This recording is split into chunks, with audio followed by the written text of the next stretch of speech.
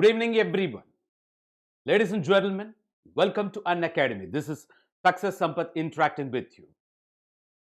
You know very well about Unacademy. This is India's largest and the best online education platform.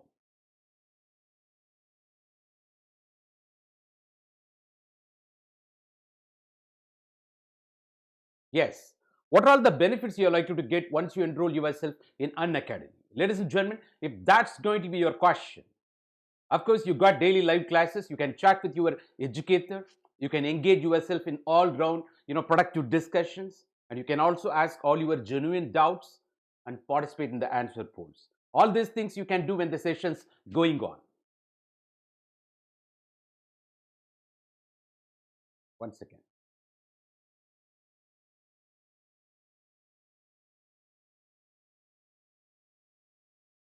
Not only that, we've got structured courses here, which is completely based on UPSC civil service examination pattern and syllabus as well.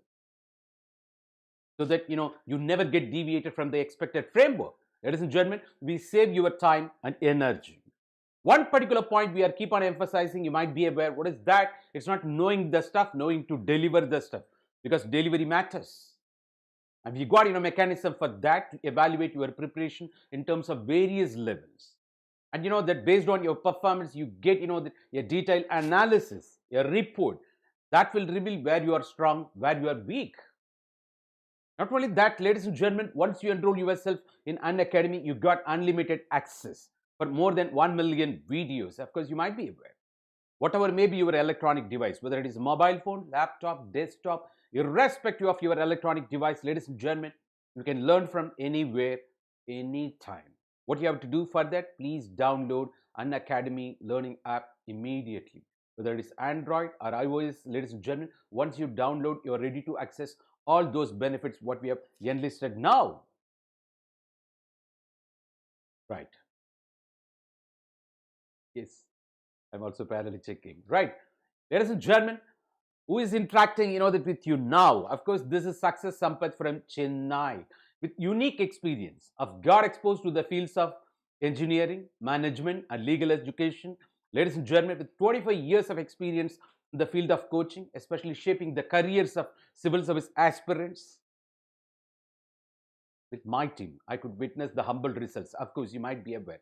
The 250 plus results, all my kids are working in different parts of India as IAS, IPS, IFS, IRS, you might be aware, and some of them in abroad as well.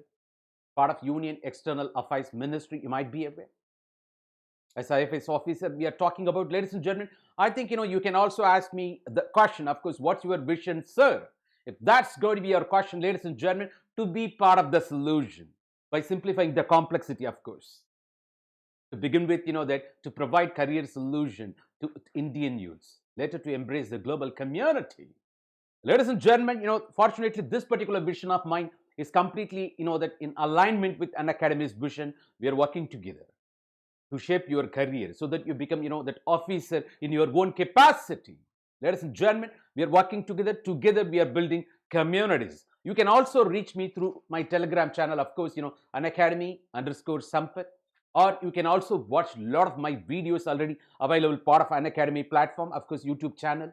Whether it is, the very popular and highly scoring optional subject sociology or ethics and integrity. Even our discussion is centered around the ethics and integrity subject today. Or essay paper, of course, that you might be aware. And also the topics belonging to international relations. You please watch all those videos to benefit more. Not only that, having downloaded the very, that Unacademy app, the very platform itself, you've got variety of videos. If you're already subscriber, you can go back and watch a lot of my videos, whether it is last 5 years question papers, of course, cutting across various segments of your general studies portion.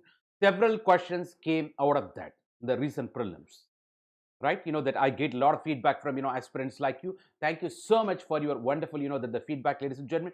That encourages us. Ultimately, that has incentivized, that we team, ultimately, we started working towards, that discussing even mains question and lot of questions what we discussed part of the mains also. Even the very topics relevant for ethics and integrity, several questions came, that also.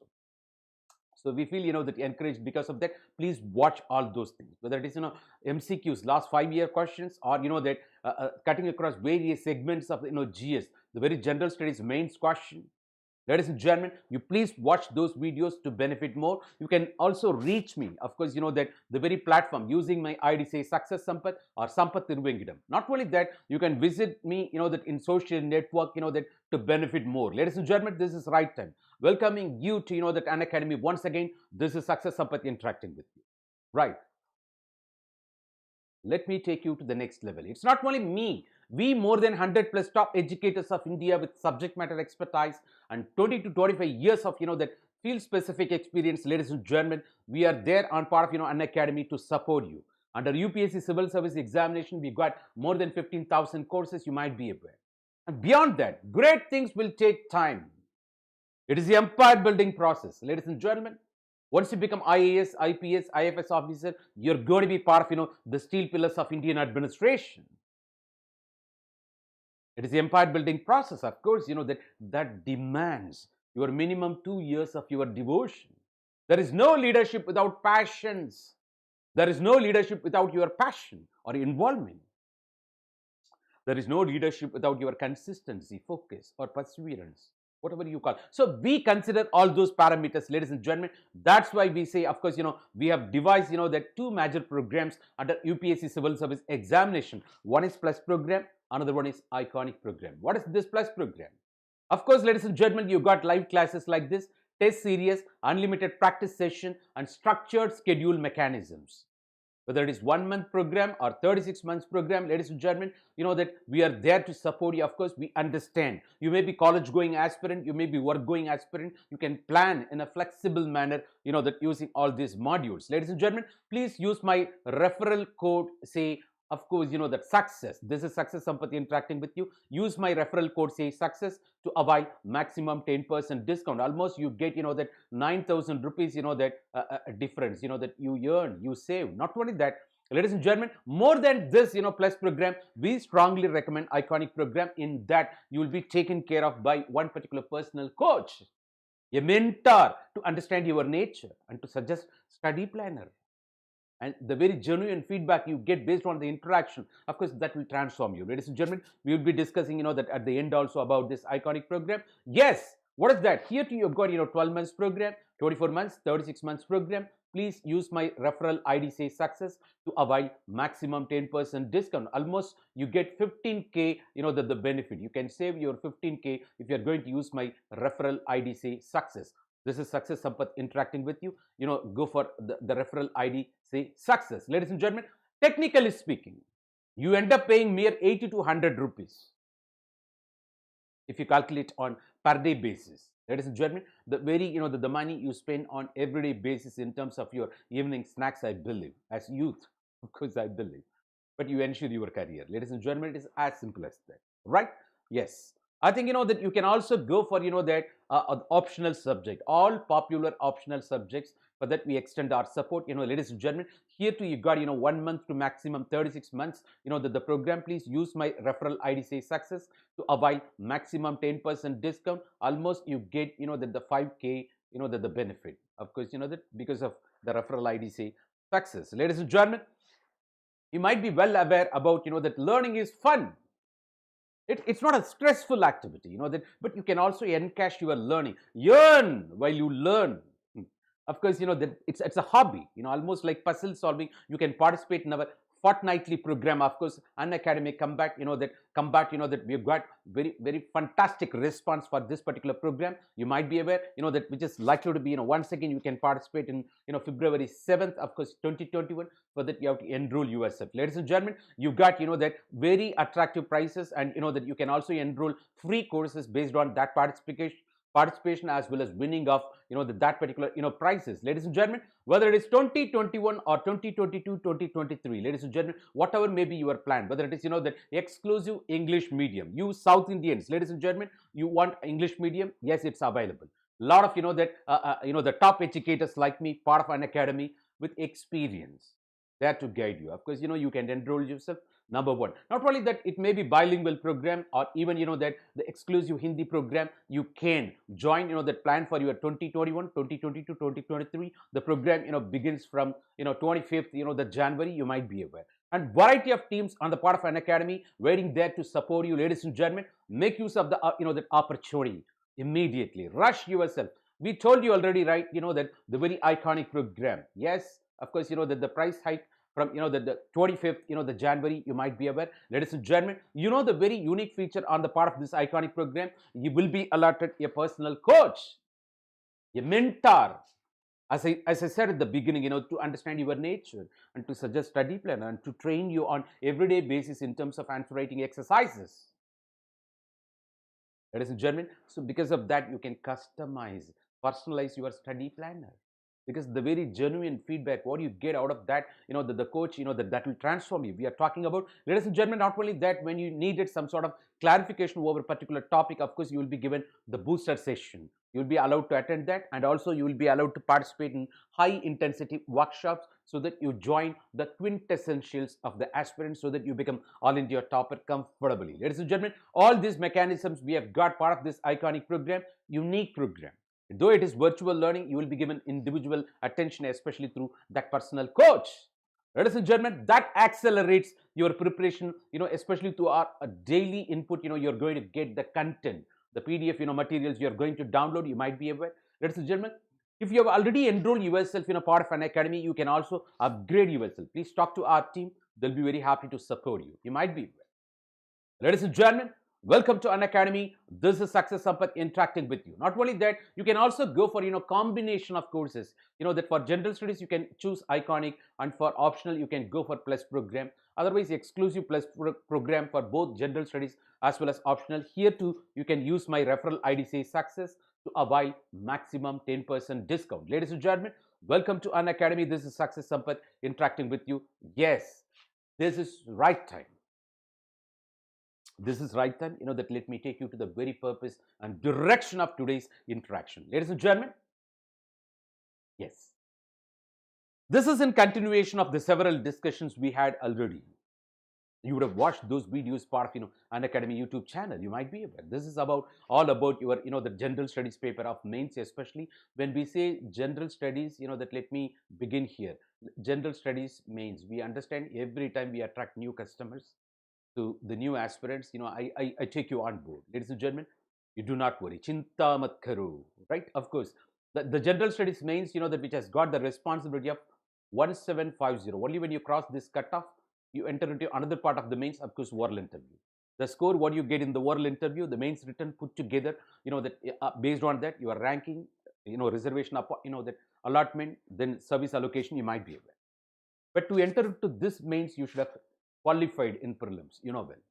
Ladies and gentlemen, this particular general studies mains, which has got the responsibility of 1750, what is the split up, you can ask me. Yes, this is what is that? 1000 marks for your general studies, 500 marks for your optional subject, where you got two papers, the list of 23 optional subjects available. You're going to choose any one, irrespective of your graduation. Of course, you are interacting with that subject matter specialist, especially sociology, optional subject. Ladies and gentlemen, here you got two papers, paper 1, paper 2, and you got the 250 marks more. What is that? That's for essay. You're going to write 2 essays.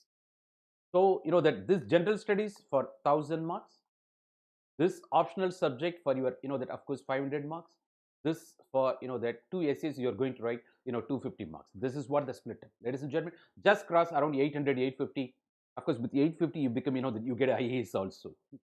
This is apart from your interview score I'm talking about. Ladies and gentlemen, if you get 1000 marks, that of course you become all India topper also. 1000 to 1000. This examination is all about your 50% score. Don't complicate. This is very simple. There are so many things, so many positions we are likely to reach. We have to become union, the union minister, and you have to become the Prime Minister of India, President of India, Secretary General, United Nations Organization. Hello. Then Shivaloka Padavi, Vaikuntha Padavi. You got the idea. Several positions are waiting there. Okay, it is a just beginning. Don't worry. Don't complicate even the very beginning. An idea should flow. An idea should be alive. It should not die in the beginning. You nurture that idea, work on it. That definitely you will reach Ladies and gentlemen, this 1000 marks, of course, general studies we are talking about. Here you got 4 papers. Per paper, it is otherwise 250 marks. So in general studies, you got paper 1, 2, 3, 4. The 4 papers, that as 1000 marks. Now our discussion is centered around GS4. What is that GS4? The subject is otherwise called ethics and integrity, which has got the responsibility of contributing to the tune of 250 marks.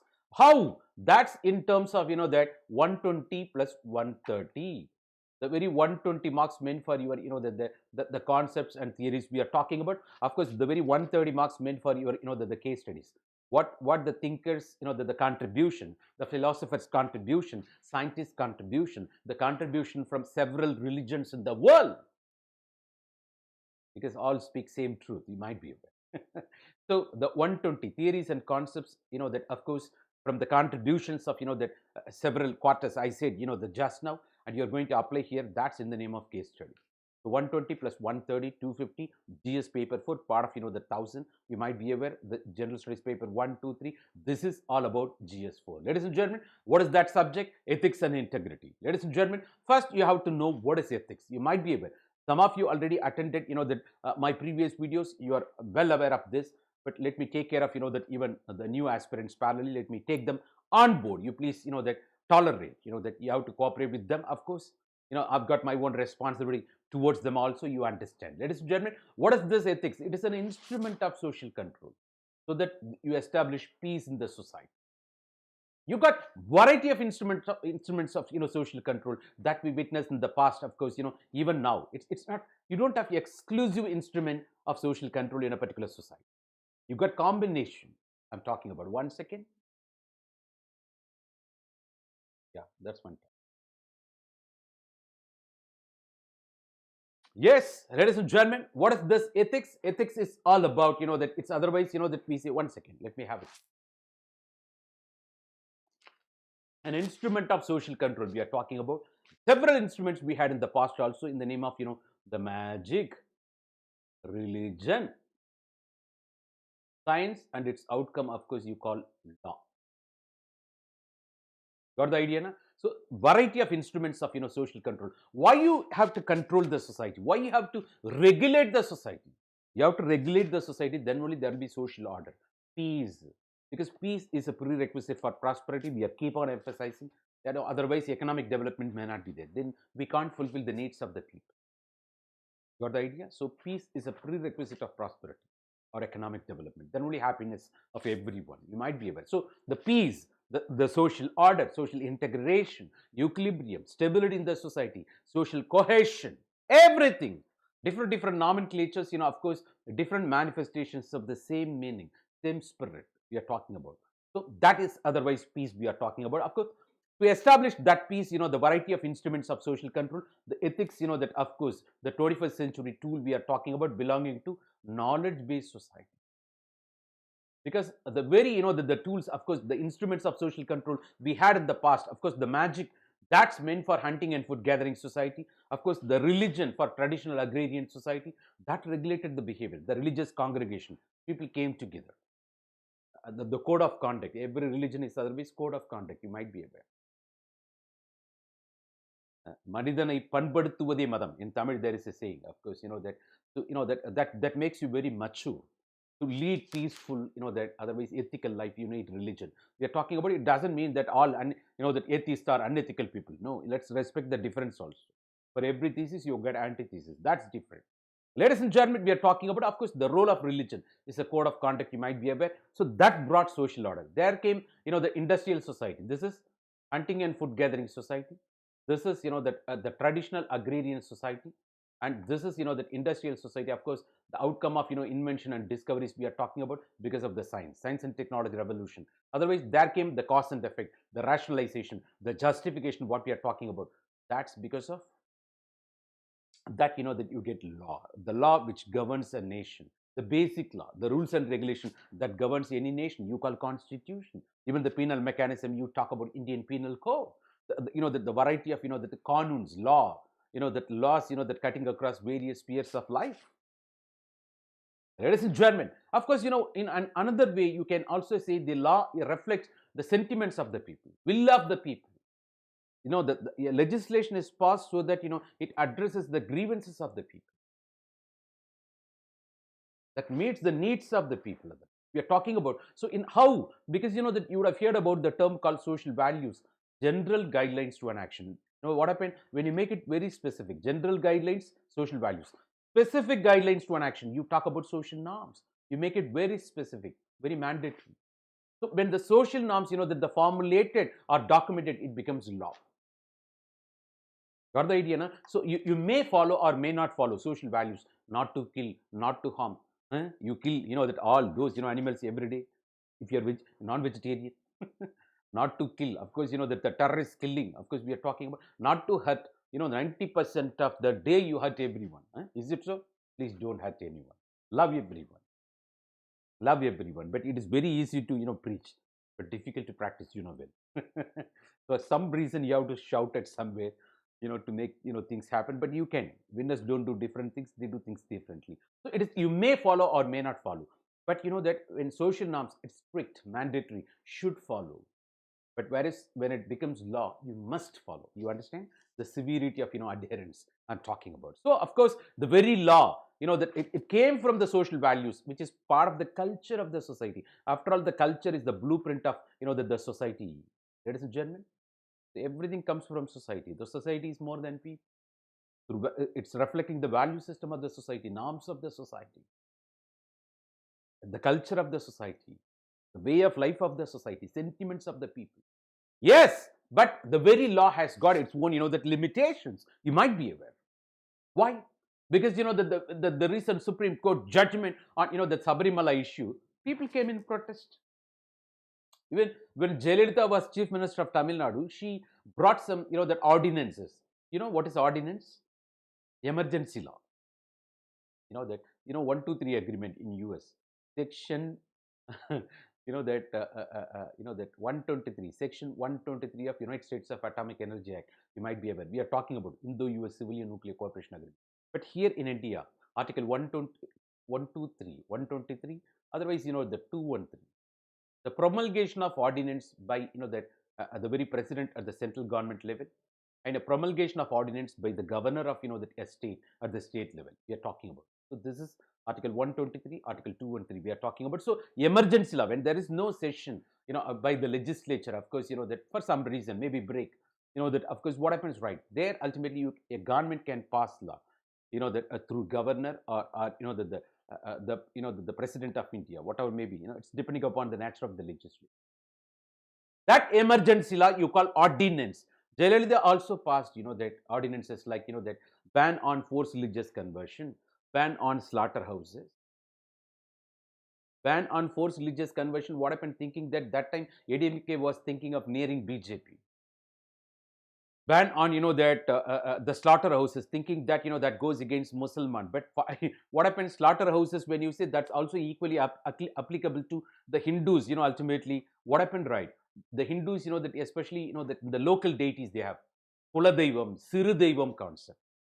You got Angala Parameshwari, Melmalayanur, and you got, that Padaivitamman, Renugambal Devi, some local deities, you got Ayanarappan, Karupu, Bodyguard Munishwarar.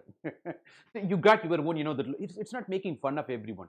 Let's respect your belief system, faith system. So, even if you go and meet your astrologer, that guy will guide you. What is that? Your horoscope became horoscope. Come on, go and visit, that your local deity every year once. Pongal, you put Pongal. You make Pongal, and also, they ultimately give offering to your local deity. She's not happy. You have to appease her. You have to make her calm. Then only you know all these things. So the Hindu, small deity concept, they also go for animal sacrifice. That the goat sacrifice will be given. The chicken, the hen sacrifice, you might be aware. So what happened? All those things, that it affected equally the Hindus also. So ultimately, what happened, right? That the next election, Jayalalitha lost all of her, the 40 seats in the Lok Sabha. So she withdrew. A law without social sanction is ineffective.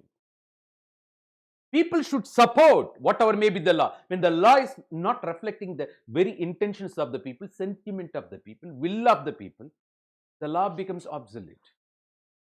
Otherwise, there should not be a gap between the law and paper as well as the sentiments of the people. Even now, the government is trying very hard to reach consensus with small and marginal farmers. Why? So there should be the social sanction parallel. The government is very keen on that. That's why several dialogues you might know with the small the different associations of agricultural communities. You might be aware when we are talking about farm laws, the Delhi protest, everything. You might be. So the law, what is the point? Should be that given approval by the people. Though it is passed by the legislature for the sake of people, people should give approval. If it's not happening, it's over. So let me repeat: a law without social sanction is ineffective, becomes obsolete. But that when we talk about farm laws, that's totally different. The government has got liberalization of agriculture sector on the one hand and taking care of the small and marginal farming communities on the other. They are working towards it to reach the consensus. That's different scenario. Let's not confuse here. Of course, when you talk about law, law has got its own limitation. Sometimes it becomes inflexible. Rigidity, the character. You would have watched movie Anniyan, Aparajitan, Rules Ramanujam. People becoming Rules Ramanujam. Straight trees are cut first. They expect you to, எங்க அம்மா சொல்லுவாங்க, வணங்கன முள் தாண்டா தைக்கும். When the thorn is like that, maybe when you put your, the chapel, it will break. It may not make that, intended effect. But when the very thorn is like that, it straight away penetrates your, that ultimately foot. That causes heavy injury. You might be aware when you are barefoot. Even the very tires ultimately. That nail, people keep nailing the roots, and you might be. So we are talking about straight trees are cut first. So ultimately, the society expects you to be pragmatic for survival. But we are for moral excellence, never compromise, unwavering commitment. People say, sir, Sampath, you are straightforward. So what? I don't want to survive. We want to excel. You also, I expect my kids, my brothers, sisters, my kids there, listening all my classes here, that the very purpose of the subject you have to understand, ethics and integrity. That, see, never compromise the value system. Why? Because after all, the ethics, that the principles, the standards, the value system you believe in, you never compromise. You never compromise. So then only you are called man of integrity, women of integrity, man of ethical person, women of ethical person. We are talking about. Why? Because that why you need this ethics as the tool of 21st century belonging to knowledge-based society, because the very that industrial society, the science and its outcome, the law, what we are talking about, which has got its own limitation, impractical, rigidity sometimes, that inflexibility. That's why that even the Max Weber has endorsed that view. What is that? Max Weber, the bureaucracy, especially he said all public servants are unable to move freely. Sir, that MLA said, sir, this minister said, sir, there came pressure from central government, sir. What to do, sir? One chief election commissioner said, there was Sevaganga, the constituency election. You might be aware. The manipulation. Oh my God. That guy became, home minister later. And he was once my role model. I'm sorry to say, all my role models hate the sin, not the sinner. I love him, but I hate the sin. That's a different scenario. It is that way. Of course, all your role models are shattering in front of your eyes. You might be aware. So what happened? So ultimately, that chief election commissioner of that time says, pressure from center, sir, we can't do anything. Oh my God, we are talking about, yes, unable to move freely. This side, that's a lot of restrictions. You become iron cage trapped individuals as a bureaucrat. That's what Max Weber says. The limitations, unable to deal with pragmatic situations, unable to deal with the individual with expertise. One shoe cannot fit everyone. Otherwise, the hierarchy, the obedience, ayya, even in government service, even in the local vernacular, ayya, panindanuppapadugirathu, kuninda. I see in police department more, ayya, panindanuppapadugirathu, kunindanuppapadugirathu.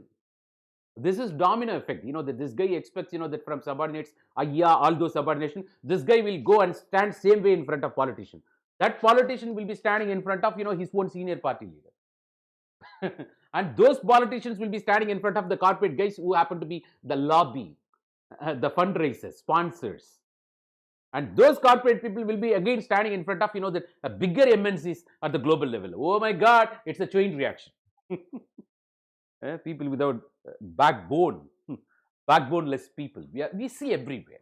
But that way we are talking about. So all of, that all drowned, that limitations because of the bureaucracy. That is why you need another tool.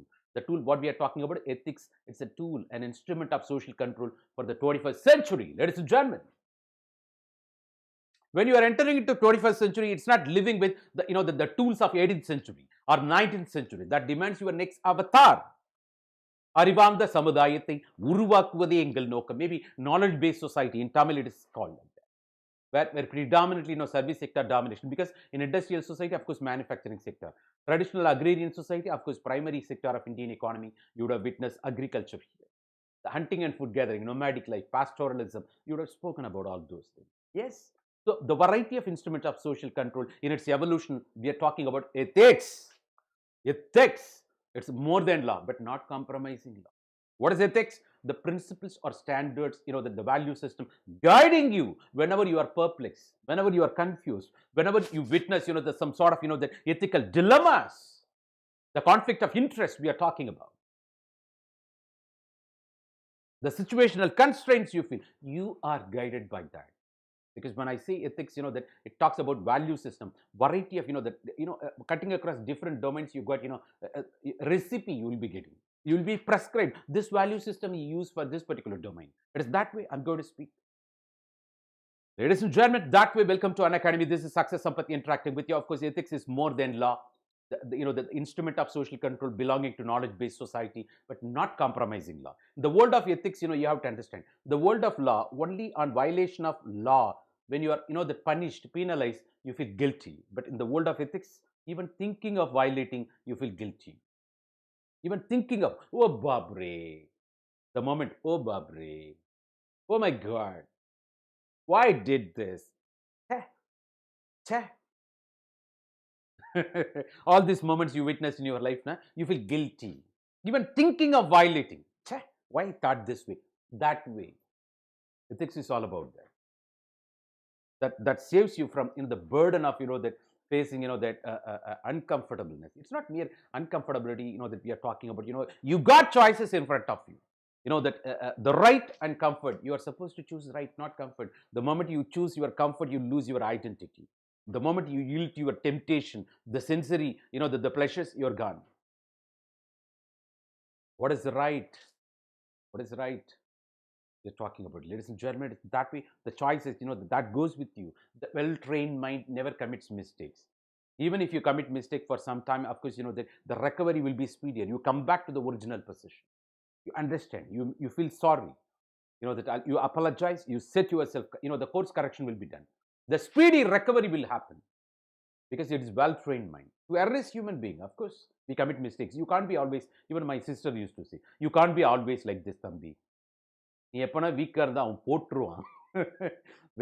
that it's life is ups and downs. Even the Ratan Tata says, when your ECG is that ultimately straight line, you are no more. Almost like DC current. It should be ups and downs. You are alive.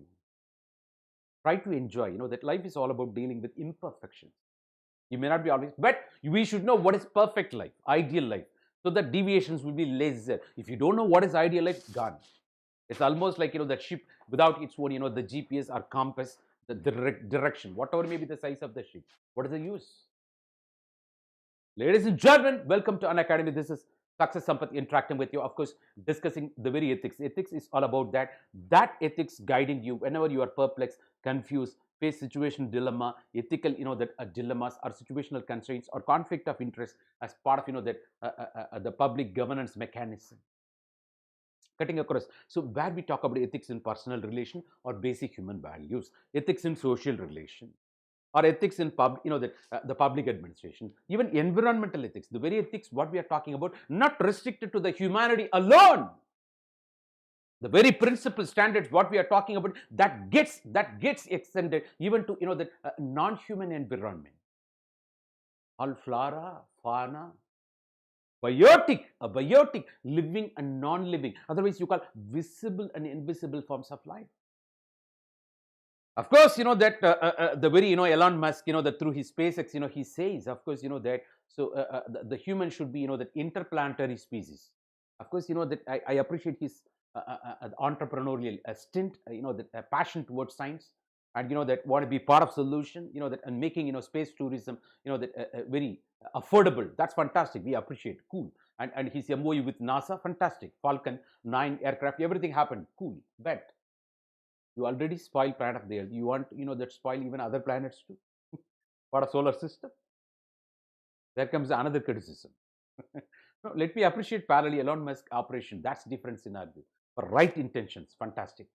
I'm talking about. So the, he says, that humanity should be a multiplanetary species. He says. Let me appreciate, but at the same time, we have to ensure that that sustainability, as the man-made disaster happened on the planet of the earth, that should not get replicated in other planets too. We should be, sensual in utilizing, in conserving the nature there. That is German we are talking about. So environmental ethics we are talking about. So ethics in international relations also, and also the concepts like the probity, that attitude, aptitude, even emotional intelligence. You would have heard about, that it's your ability that takes you to the greater heights, but it's your character, it's your attitude, it's your emotional intelligence that keeps you there forever. How capable you are in gelling with others. That's very important. We're talking about. What is the use if you're unable to gel with others? So, of course, if this is otherwise, I'm talking about satsang. I'm not talking about, it's not likely minded people, that your satsang. The satsang is decided by right minded people. And that you might be aware, even Vivekananda's definition, right? How the word association, when the rainwater falls on gutter, it is useless. But when it falls on, the coral, it becomes pearl. Green, pearl. When it falls on flower, it becomes, the white shining, a brighter flower that adds beauty. The association is like that. The satsang is like that. We are talking about. Ladies and gentlemen, welcome to Unacademy. This is Success Sampath interacting with you. Of course, ethics cutting across variety of domains, the variety of value systems that we are going to discuss. I think this subject is all about that. Then we'll be linking with context, the syllabus. And today, the very ethics or integrity, what we are talking about, that principles of value systems, standards are what we are talking about, that came because of the contributions from several thinkers in the past. Even the recent past, the people cutting across various walks of life, the philosophers, social scientists, of course, that the spiritual gurus, that our own, that leaders who fought India's the independence struggle, you might be aware. And also Western moral thinkers, people cutting across different time periods and different spatially, temporally. They enrich not only that variety of religions in the world. In that line, we already discussed Western moral thinkers, Socrates, Plato, Aristotle, then Immanuel Kant. Western moral thinkers said knowledge is virtue. If you're committing mistakes, you lack awareness, that's all. Where, Aristotle made it very pragmatic. Knowing is not doing. No, you should know how to apply. He made it very pragmatic. That's different. And also Immanuel Kant, he spoke about, that categorical imperatives. All human beings should be treated as ends, not as means. We can use things. We should not use people. We should respect people, and we can use things. But unfortunately, what happens? We use people. We started respecting things. Rolls Royce, chartered flight, Burj Khalifa, 4 floor. Array, some ministers in Tamil Nadu, having accumulated 1 lakh crores, that the swindled money, corrupt money, that guy has got, 2 floors in Burj Khalifa. Are you aware? Oh my God. People started, respecting things, but started using people. It is unfortunate. So that's what, Immanuel Kant says, all human beings should be treated as ends, not as means. And there comes another judgment. Of course, John Baudelaire Rawls, especially through his book, The Theory of Social Justice, the American philosopher. You might be aware. The hypothetical, the subjects chosen. In that particular book, he talks about, life ethics is all about moving from equality to equity. We are all human beings. Of course, there are some vulnerable sections. We should understand their unique problems. Historically, they have been oppressed and suppressed. It is that on that basis we justify protective discrimination, positive discrimination, even freebies for them, even reservation mechanism. So from equality to equity, why one shoe cannot fit everyone? Fit for all approach will never work. It is not expecting fish to climb a tree comparing with monkeys. It will never happen. Different yardsticks for different, that occasions. That's what called leadership. Ladies and gentlemen, we are talking about moving from equality to equity. That's John Bodley Rawls. Not only that, we spoke about that Indian ethics. It's spiritualism otherwise, whereas Western ethics is centered around intellectualism. The Indian ethics, where we spoke about orthodoxy, heterodoxy. In orthodoxy, of course, we are talking about, of course, that where you respect, that the God as well as Vedas. Where we are talking about, that of course the Orthodox school you might be aware. So the, Mimamsa, Samkhya, Vaisheshika, Vedanta, Nyaya, Yoga. We spoke. Please watch all those previous videos. You will benefit more. Not only that, when we, that one Orthodox school and another one is heterodox. In Orthodox school, you say astika. There exists the faith. That there is God. You believe that. You also give validity to Vedas. But whereas just opposite to that astika, nastika, atheist people. Heterodox, that the schools we are talking about, part of that Indian ethics, where we are talking about ajivikas, ajnanas. They could not survive religious competition happened between 800 to 200 BC. You might be aware. And also, the very Buddhism, Jainism, and one more thing, Charvakas.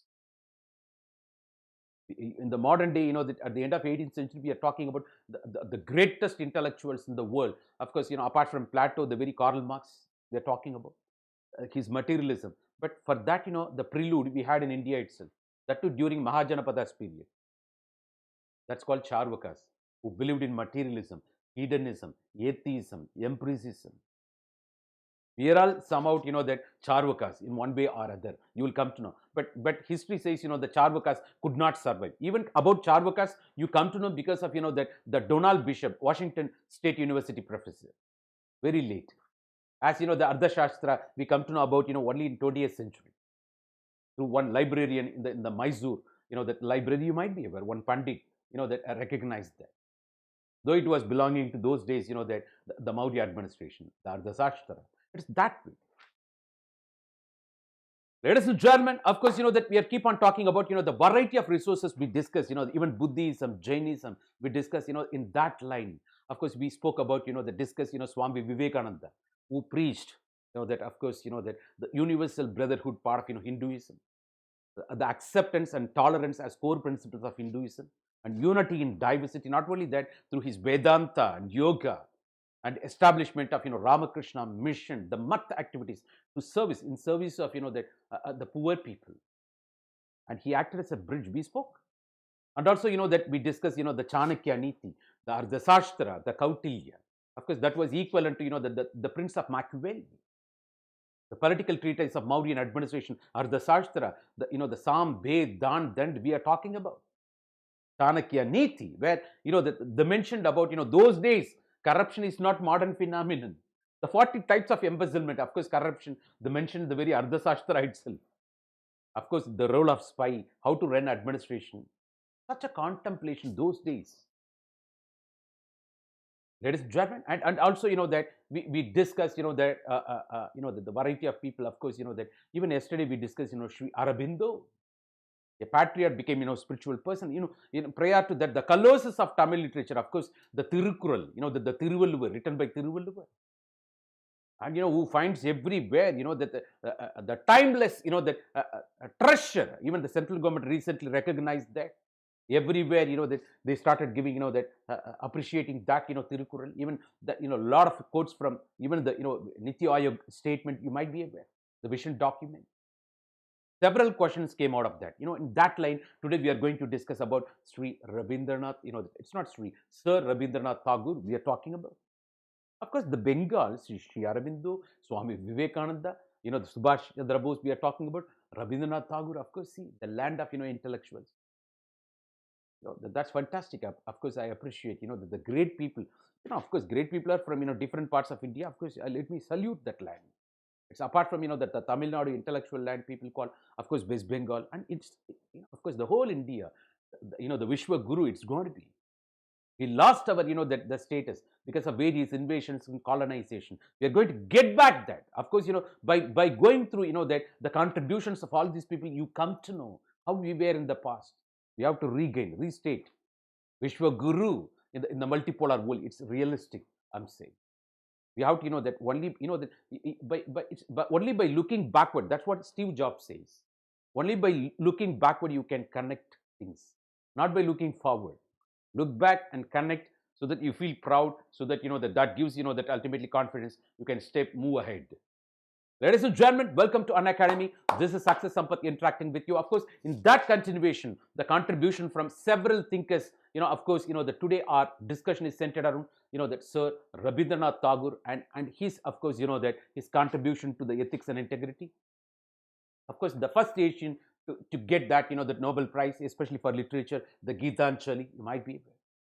And also how a patriot, that, multifaceted personality, social reformer, a great thinker, a patriot, a messiah, and, the modern thinking, rational thinking especially. We also witness, his difference of opinion with Mahatma Gandhi ji.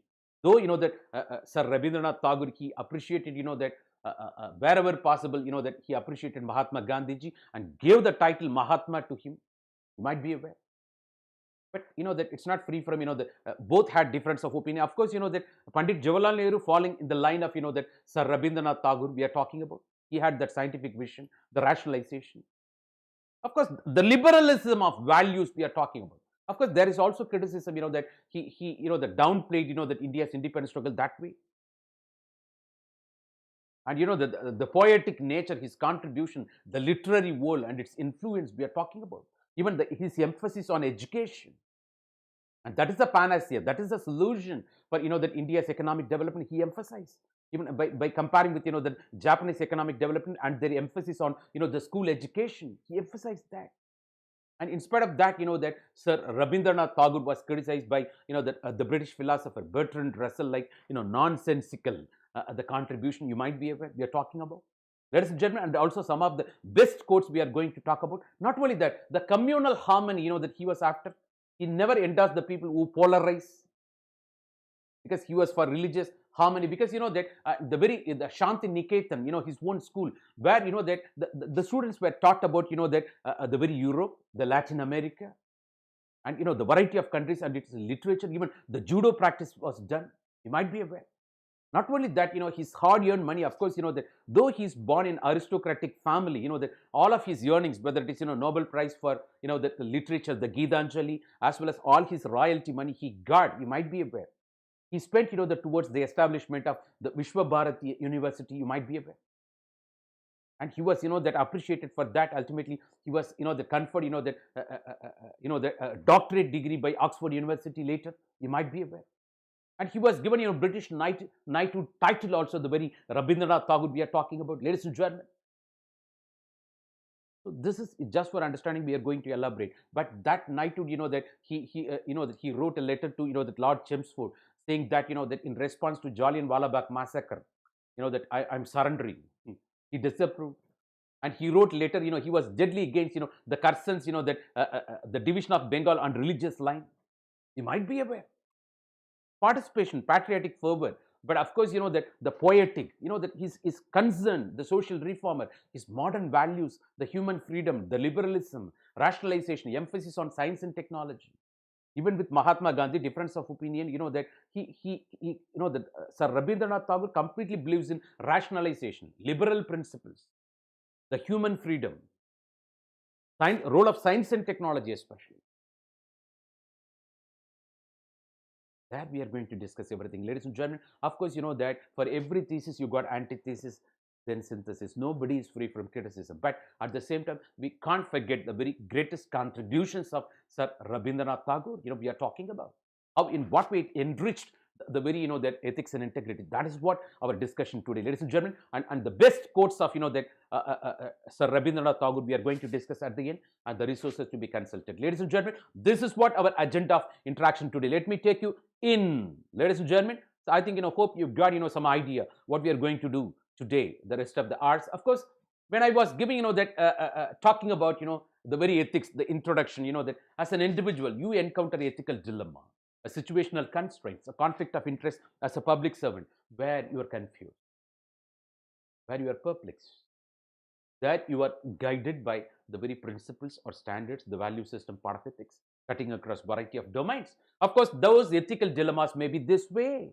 It may be between, that environment versus development. Maybe you may be in favor of economic development, or you may be in favor of, that environmental sustainability. You have to choose, or you have to balance that way. One should not be at the cost of another. And also, that it is not mere economic development, that in that process, we are not leaving out even a section of population. Everybody taken on board. The growth should not be growth of few, the growth of everyone. The Keynesian economics, we are trickle-down theory. Everything should work in favor.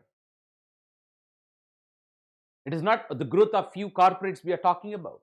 Ladies and gentlemen, so no section of the population left out. Otherwise, in democracy, rejection leads to isolation. We are talking about that leads to, the social exclusion. Then they form social movement, symbolic or pressure group, or protest movement. That's a challenge to internal security of the nation. That affects peace of the nation we are talking about. Otherwise, it's not a peace, it becomes pieces. Maybe centrifugal tendencies will start playing. That way we are talking about. So, whether to speak in favor of the fairness or justice, taking asylum in the law of the land. That even Martin Luther King once said, when there is, the injustice in the relationship, when there is injustice in the relationship will not be long lasting.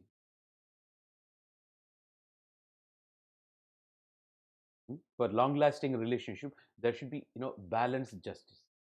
If it is injustice, too much of everything is bad. We are talking about, of course, that justice, fairness at the end of the day. Fairness we are talking about. So it's not taking asylum, according to that law, this law. So what? After laws are man-made. Got the idea, na? You can. Otherwise, law, it's also not free from the limitations. The law without social sanction is obsolete, ineffective. It's not law on paper. It should percolate down. It should be relevant. It should solve the purpose. That's very important we are talking about. So it's not taking asylum in the world of law or even the emergency law ordinance. But what is fairness? What is justice? So it's not really always talking about your fundamental rights, Article 12 to, that 35 you're talking about, saying that, part of Indian Constitution, I've got Part 3 fundamental rights. You've got fundamental duties also. You got your own obligation, responsibility, that towards the nation. Don't ask what the nation has done to you. Please ask yourself what you have done to the nation. Be part of contribution, not part of mere consumption. Be part of giving, not mere getting and forgetting. Be part of giving. One who gives forgives. One who gets forgets. Getter may eat better, but giver sleeps better. You understand? Getter may eat better, but giver sleeps better.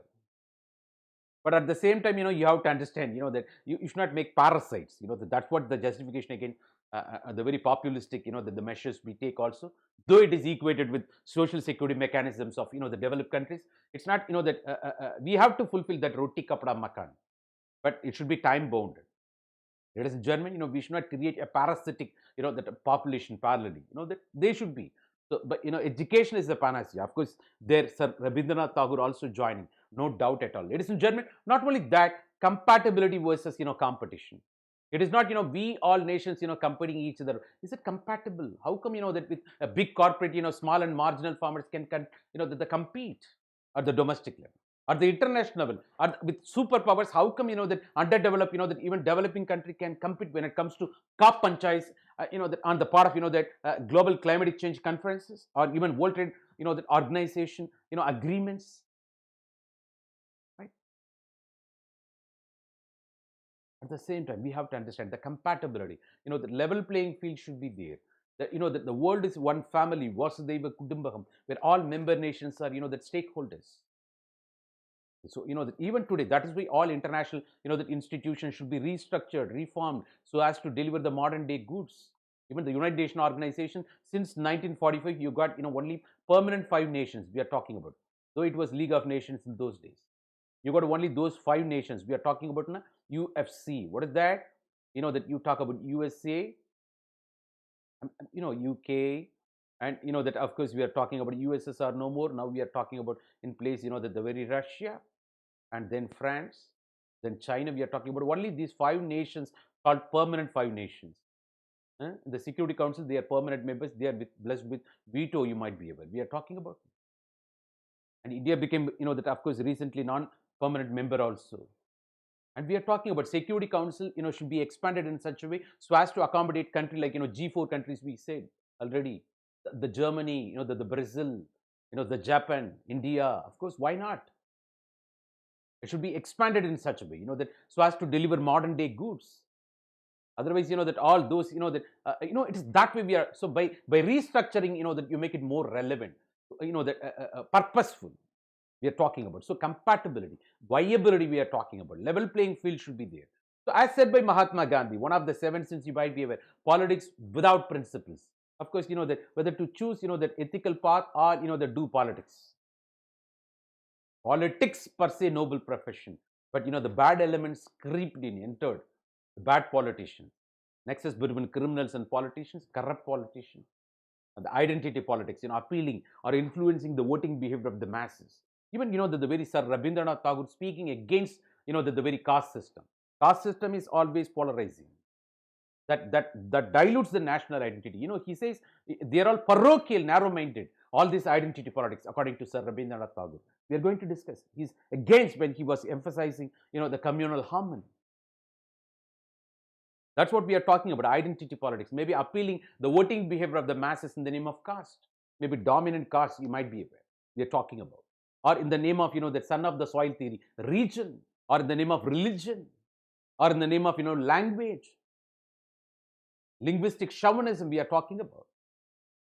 Or in the name of, ethnicity. Identity politics. We want in place developmental politics. The development really that should benefit everyone, not mere corporates. That we have to understand. So we are talking about, so the politics, that it's a per se noble profession, but bad elements spoil that. So whether to choose, that ethical principles or mere petty politics to capture the power, you're ready to go to any extent. That's why, the violation of all around, the model code of conduct we are talking about. The freebies ultimately. Booth capturing, that it is that way you might be aware. Ladies and gentlemen, even anti-defection. Though we have got anti-defection, that the very constitution says not supports, that retail defection, but, that supports wholesale defection. That's what part of the constitution that should be corrected we are talking about. When 1/3 of members coming out of the party, it will be called, that split, or merger. But you are not ready to tolerate, single member switching over loyalty. So that justification we are discussing, ladies and gentlemen. Of course, that the social mobility, whether to speak in favor of progress, even, that I missed, ma'am's, Dr. Kiran Bedi's, that today 4 o'clock, she had lecture. The point, she used to mention this. It's not, the progress, mere economic progress, rather purpose. But let me add value to the respected madam. Of course, it's not only purpose, and also the direction. Not only purpose, the direction we are talking about. It is that way. So it's not mere economic progress, or the transaction we are talking about. Whatever is the purpose, are we fulfilling the purpose? And also the direction. You have to understand the purpose. That should not be the purpose of you. Purpose of, some machination or plot. If you don't work for your ambition, there are guys waiting there so that they will use you. You will be working for their own ambitions. People are there waiting to manipulate you, ladies and gentlemen. So that social mobility versus equity. It's not a mere economic progress. Progress of not mere corporate, not that mere house. What about have-nots? What about the vulnerable sections, Dalit? That you talk about scheduled tribes otherwise. You talk about the minorities. You talk about downtrodden communities, women, children, transgender, differently abled people. The marginal and small, agricultural communities. We are talking about even, the migrant laborers, today's context, COVID situation. equity. That it's not mere progress. Have we taken every? It's one more. That the thing. That we are taking. It's reincarnation. Otherwise, another form we are talking about. So it's not talking about mere governance based on that transparency, responsibility, accountability. It's not mere that governance we are talking about. More than that, we talk about corporate social responsibility, scientific social responsibility. It's not mere economic diplomacy, that ethical diplomacy we are talking about. That's why we say it's not only me attitude. The world has one family, Vasudhaiva Kudumbakam. Though India becomes, superpower, that Vishwa Guru among all those other superpowers in the multilateral world, that's what we want. It's not only me attitude. As United States of America recently witnessed, the banana republic moments, you might be aware, because of the Trumpism. Eh? In his letter, he wrote to that Joe Biden, you might be aware. Joe, I won. Oh my God, what's happening here? Who should I believe then? Joe, I won. That's a letter pad from Trump. Oh my God, we are talking about the banana republic moments. A person not even ready to transfer the part. We don't know what is the true story. If that is the scenario, are we kept, that in dark? There comes another question. Oh my God, yeah, double standardness. So the oldest democracy, recently witnessed banana republic moments. Of course, the twice, that they impeached the president of United States of America, the Trump we are talking about. So, the ethical diplomacy, where in such is the scenario, double standards that you witness everywhere. We want, that ethical diplomacy, not economic diplomacy. So otherwise, that all, even within the nation, the corporate social responsibility, all, the corporates should be, that persuaded in such a way under corporate social responsibility, they have to build at least storage facility, for those, the preservation of food grains in the rotten, food grains, in the part of, Food Corporation of India go downs. Though it has got the capacity only for, the 40 million tons, we loaded with 100 million tons, you might be aware. That's why it's getting wasted. Why can't you corporate, that under corporate social responsibility should not take, but there should be stringent law towards that corporate. I'm asking, that so the government should do that way. You do a lot of, that measures for their, growth. That's fantastic. Let them under CSR, let them carry out this. So that, that the food grains will be stored, that will immediately drive away hunger from, the poor people. So the global hunger index, India may go up top. And not only that, the stored food may be, exported later if needed. So under scientific social responsibility, we appreciate our scientific community. Recently, given COVID situation, when the world is struggling, it's a global menace. The outbreak of, the COVID, the endemic, epidemic, the loss of lives, the cases you might be aware. Even you would have lost your own close relatives. No family is free from the loss, you might be aware. I understand. But of course, India became, part of solution. So this is apart from, that AstraZeneca, Pfizer, Moderna, the India's, of course, you are talking about the Serum Institute of Pune, as well as, biotech of, the very Hyderabad we are talking about, the Covax, the Covishield, of course, thanks to the efforts of, the scientific community, they burnt midnight oil, thanks to, the efforts, encouraging efforts of, the Prime Minister Modi ji. He personally, that motivated them. Of course, we are talking about, we are reaping the benefits. So it is not, mere invention discovery. That should benefit. Given the crisis situation, you should be part of the solution. We appreciate that. This is ethical governance we are talking about. And even, protection, protective discrimination, reservation, everything, that you justify in the name of, ethical governance. You understand? Ladies and gentlemen, these are all ethical dilemmas you witness. Of course, you understand better. You are guided by variety of value system, the recipe like cutting across variety of domains, you are guided so that you come out of the confusion, perplexion. Otherwise, that then ultimately it becomes ethical solution. Having introspected the merits and demerits, you stay with the value system. You never compromise. We are talking that way, ladies and gentlemen. 1 second.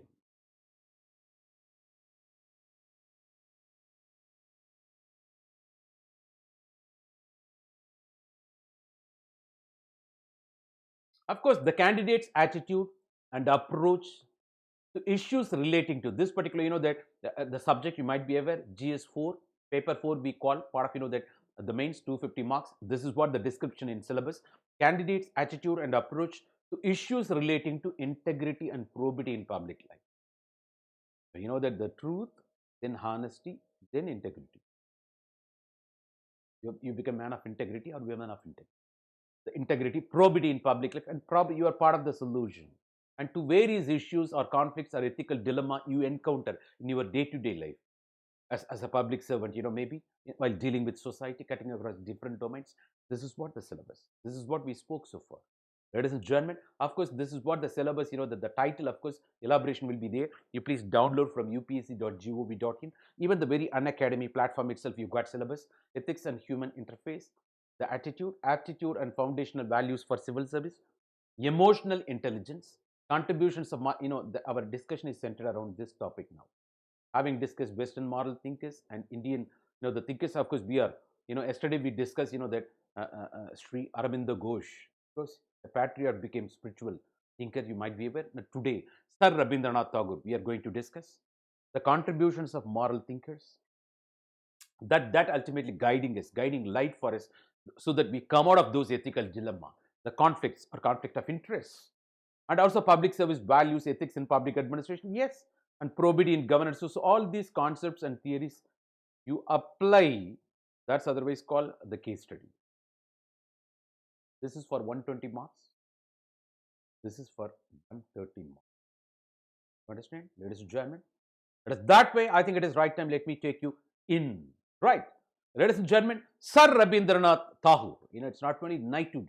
Of course, the UK knighthood. That we are talking about. So that very well about the Nobel laureate, the first Asian to get the Nobel Prize. You might be aware.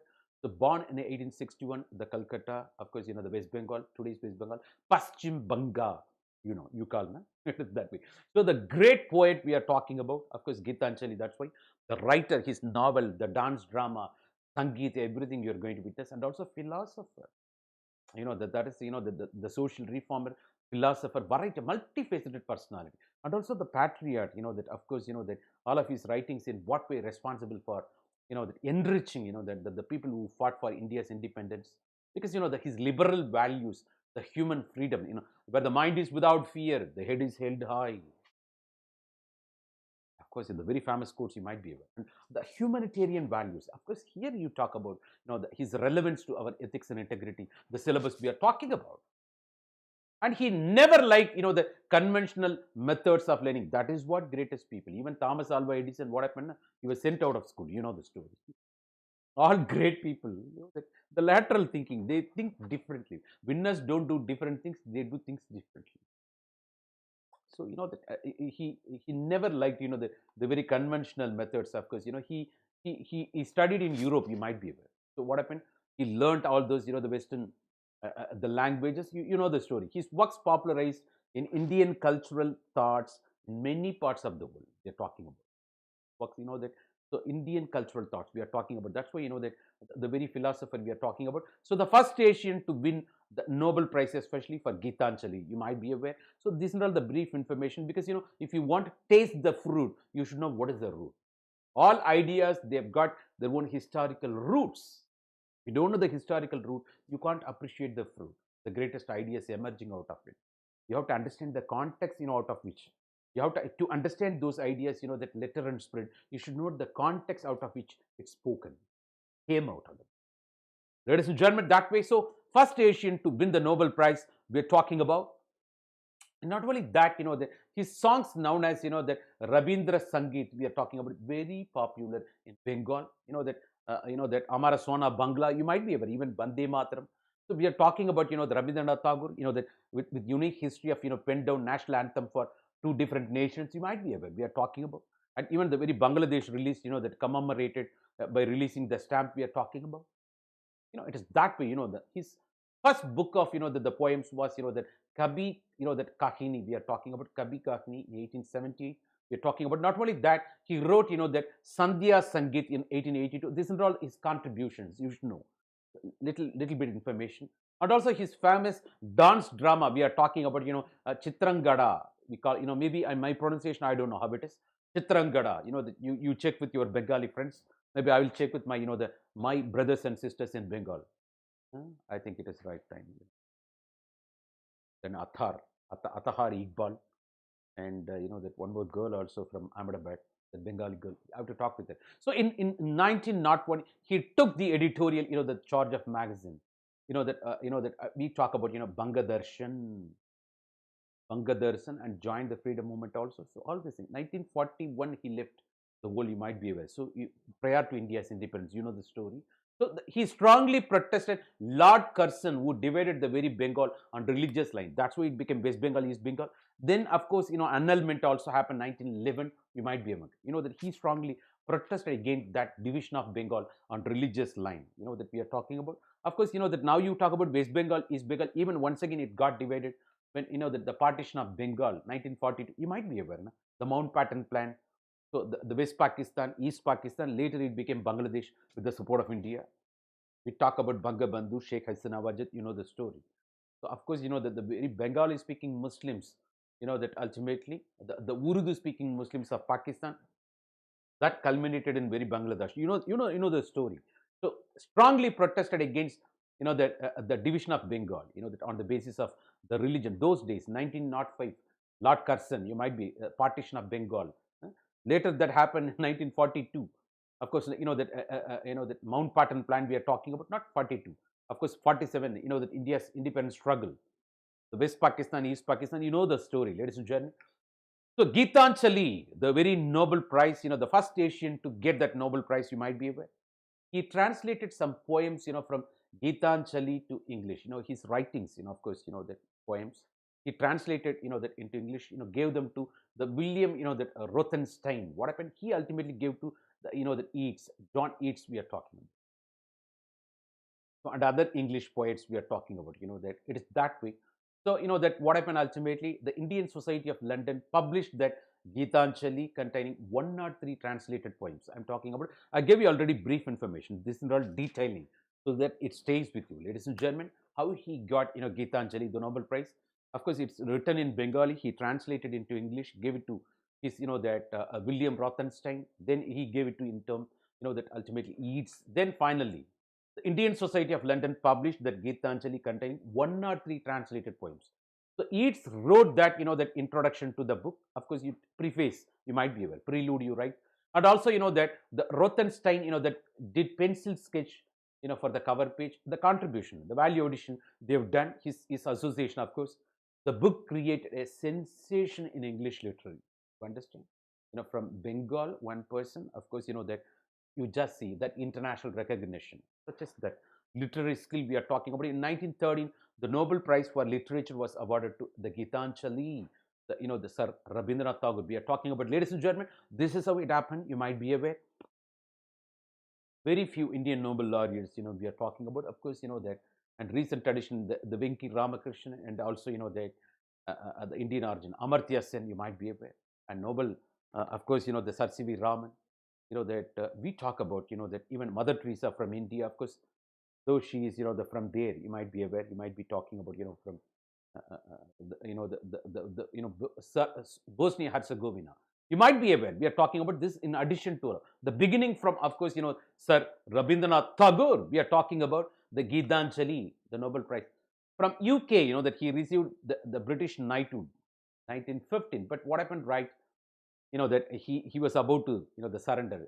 He toured extensively and delivering, that lectures and enthusiasm people, that and giving encouragement to the people, that of course you might be aware, that all this literary skill, his outlook, the liberal values, the human freedom, the rationalization, otherwise the scientific temperament, that everything, and the emphasis on education, with which, that ultimately, that he traveled extensively and gave lectures, that transformed people, you might be aware. So eye-opening speeches, you might be aware. So in 1919, he wrote historic letter to the Lord Chelmsford. You would have heard about Montague Chelmsford. Minto Marley, Montague Chelmsford reforms. You would have heard about it. So that Lord Chelmsford, Montague Chelmsford, the disapproving, that his knighthood in protest against the massacre. What happened? Jallianwala Bagh massacre, Punjab, you might be aware. General Wo Dyer. So not even allowing, that narrow space, ultimately how many people got killed, you might be aware. So the part of India's independence struggle, that he wrote again, that the historic letter, ultimately what happened, that disapproving his knighthood, that is the thing, that I don't want this. When you kill my own people, why should I? Just that way. So not only that, using his money, that the Nobel Prize, as well as, his royalty, that got everything, that he spent on establishing Vishwa Bharati University. This is apart from the establishment of Shantiniketan, you might be aware.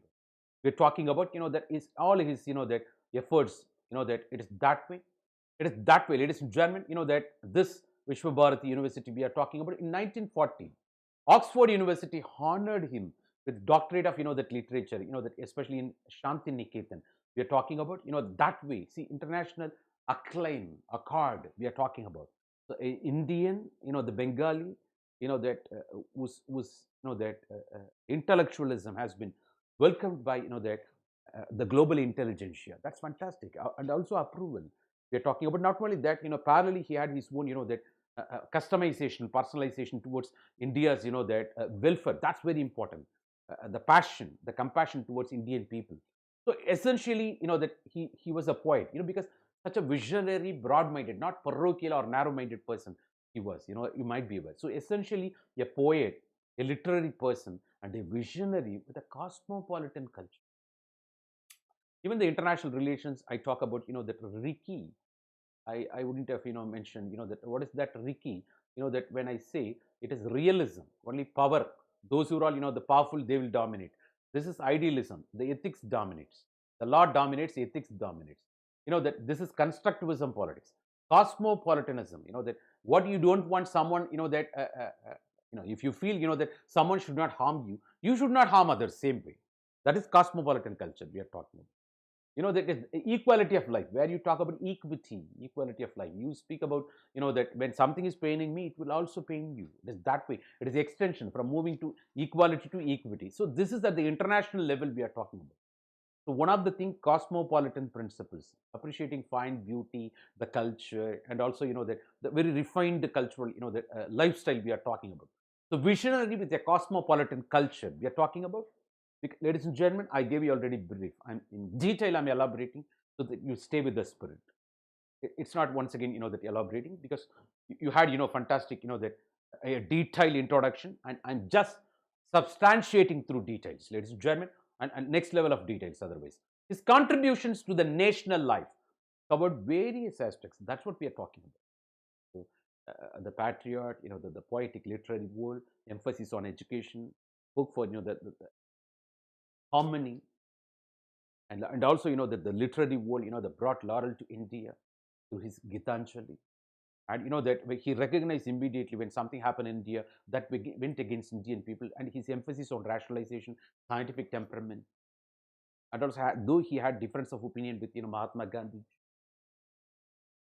that we are going to discuss. So he passed away in 1941 in his ancestral home, the Calcutta we are talking about. Ladies and gentlemen, I think let me take you. This is Vishwa Bharati University we are talking about. Ladies and gentlemen, so the poetic vision of India, we are talking about the poetic vision.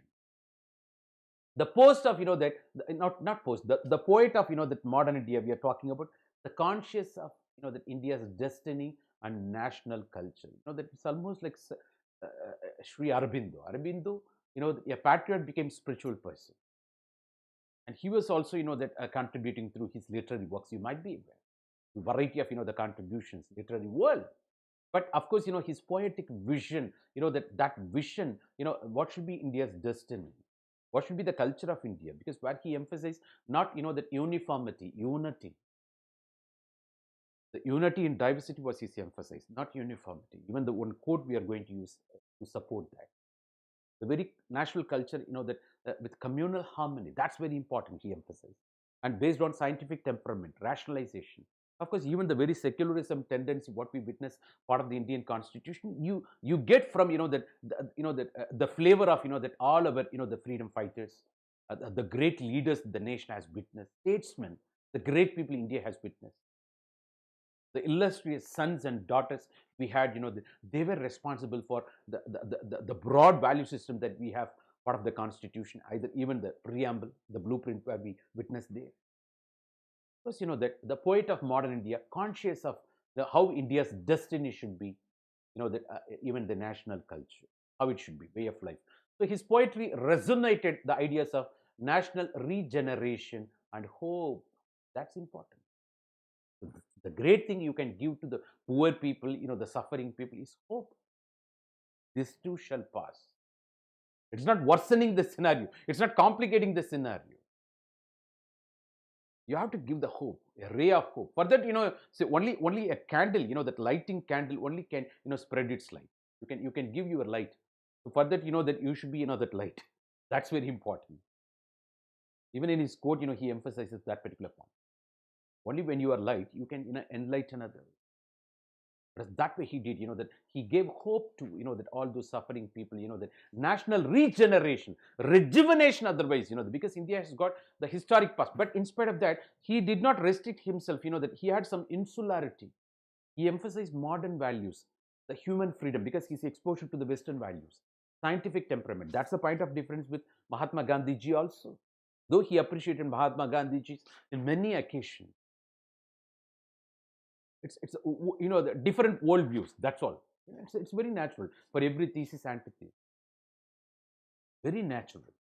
It's almost like two sides of a single coin. Yes, great people. Definitely there will be schism, the conflict we are talking about. So his national philosophy is not sectarian. It's not parochial. It's not narrow-minded. It's very broad-minded, embracing the whole humanity. Even Sir Aurobindo did that way. He's embracing the whole humanity, not restricted to India alone. But in spite of that, he had his, that vision, how India should be, India's destiny should be, how the national culture should be.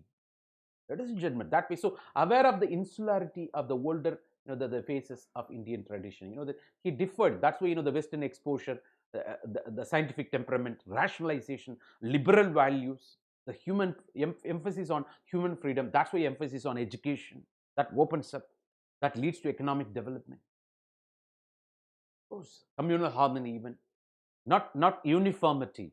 That unity in diversity. He emphasized. We're talking about, ladies and gentlemen, that way. So that the very poetic vision of that Sir Rabindranath Tagore we are talking about. He doesn't blow national. It's not taking chauvinism, nationalistic chauvinism or jingoism. East or West, India is best. Of course, you can say. When there are people from other nations, you can't speak that way. Then it's called, that ethnocentric. It's parochial. The world as one family. Was the Yadum Ure, Yavarum Kelir, even the Kaniyan Pungunra. Even Kalam, that spoke in European Parliament, you might be aware. The very prelude to globalization, 3,000 years ago, the Indian sages, great people have said. The national trumpet, that he doesn't blow the national trumpet or magnify the virtues of India and other countries. That he embraced the whole humanity. That's what, that when you talk about global peace, speaking about, that Indian peace is parochialization. But we say, think globally, act locally. That's a different scenario we are talking about. So that's what, when you are talking about nationalism, there are people in a particular state in Tamil Nadu, Tamil nationalism spirit. Tamil nationalism spirit is parochialization when you talk about nationalization. Speaking about nationalization is parochialization when you talk about, the global world order. You have to understand, you be very clear about it. But the context decides, what is right and wrong. But within, that Tamil Nadu, you can speak about it.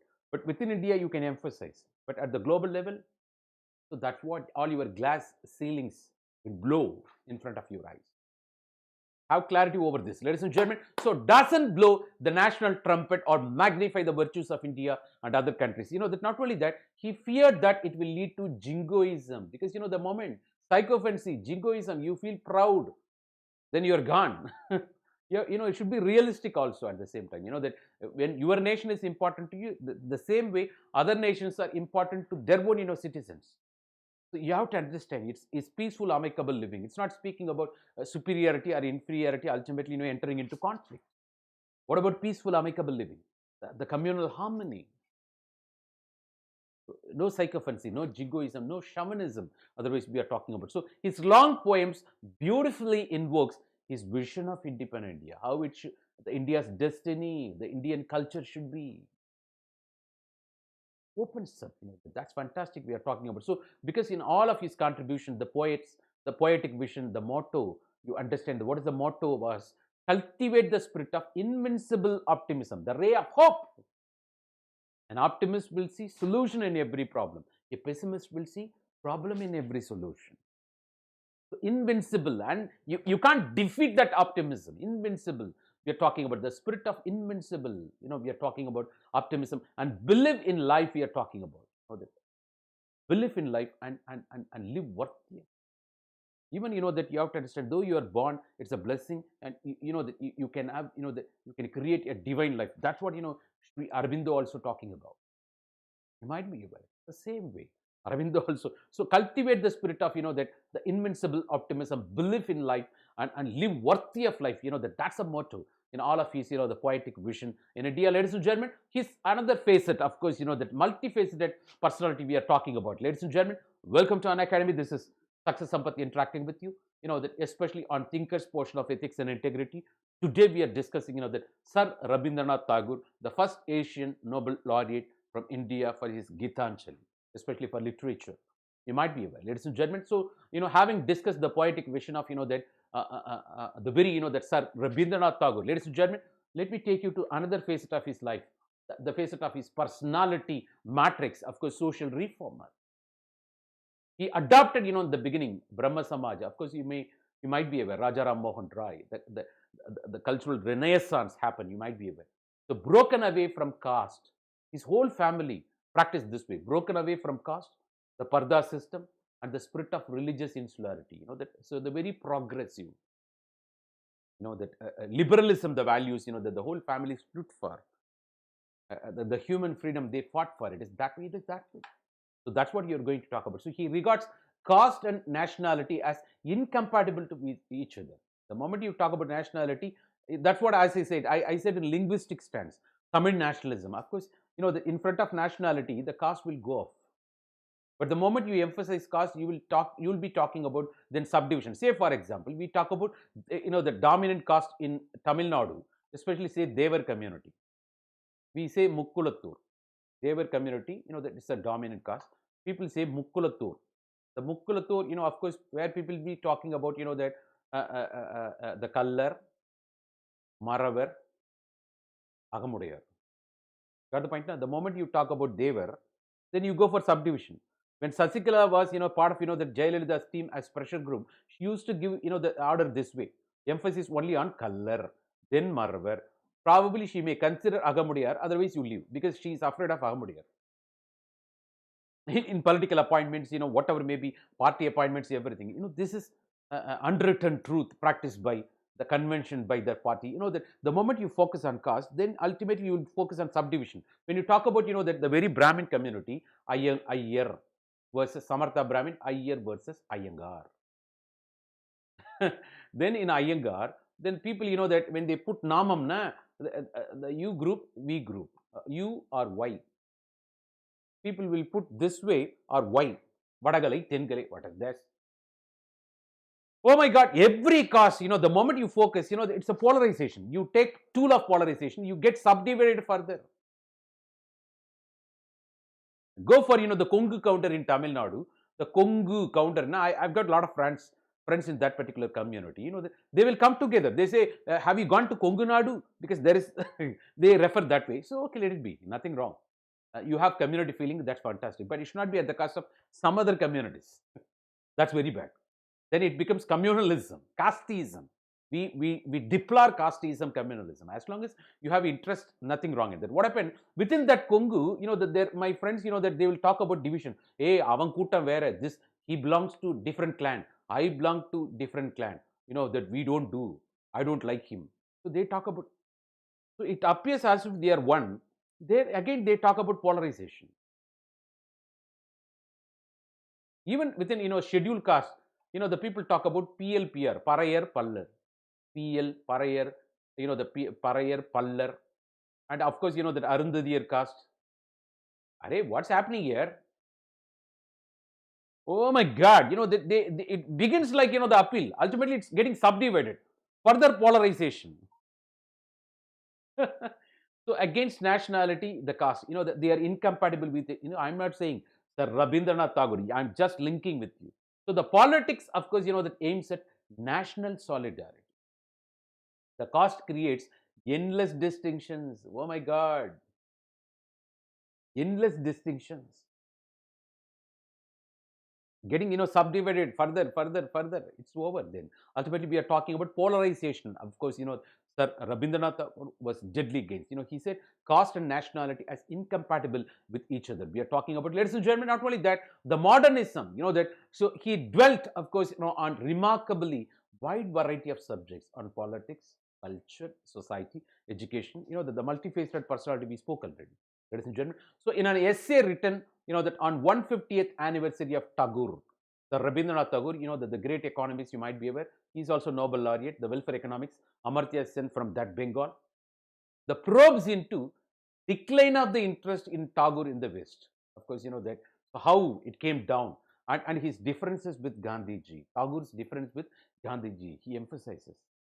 We come to know, of course, ladies and gentlemen. So Amartya Sen, of course, traces the differences to Tagore's attachment, Sir Rabindranath Tagore's attachment to open-minded reasoning. He's very open-minded, ready to face challenges, rationalization, justification, scientific temperament, and also, the human freedom, liberal values. So that is what the point of difference with Gandhiji. Of course, the Tagore admired, but in spite of that, you might be aware the Tagore, that admired, that with generosity, the very Gandhiji, Mahatma Gandhiji's contribution and his leadership for India's independence struggle that became mass movement, you might be aware. So often praised his leadership and insisted, that he be called Mahatma, the very title, the great soul. That's the meaning, the title given by the Tagore, Sir Rabindranath Tagore, to Mahatma Gandhiji. The Mahatma we call the great soul because of the title.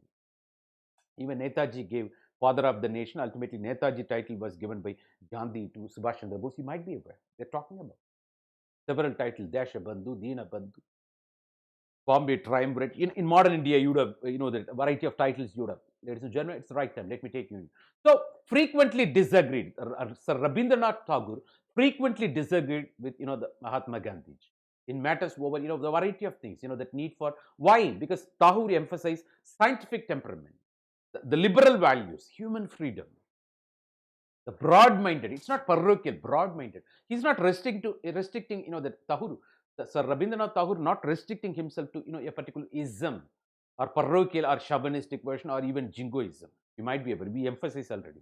So, that over the need for adhering to logic, there should be a logic and justification, reasoning, scientific temperament based, empirical based, you might be aware. So, when Gandhiji used, that, the catastrophic Bihar earthquake, that you say, na, Arasan Andru Kulvan, Devam Nindru Gullum, in Tamil, there is a saying.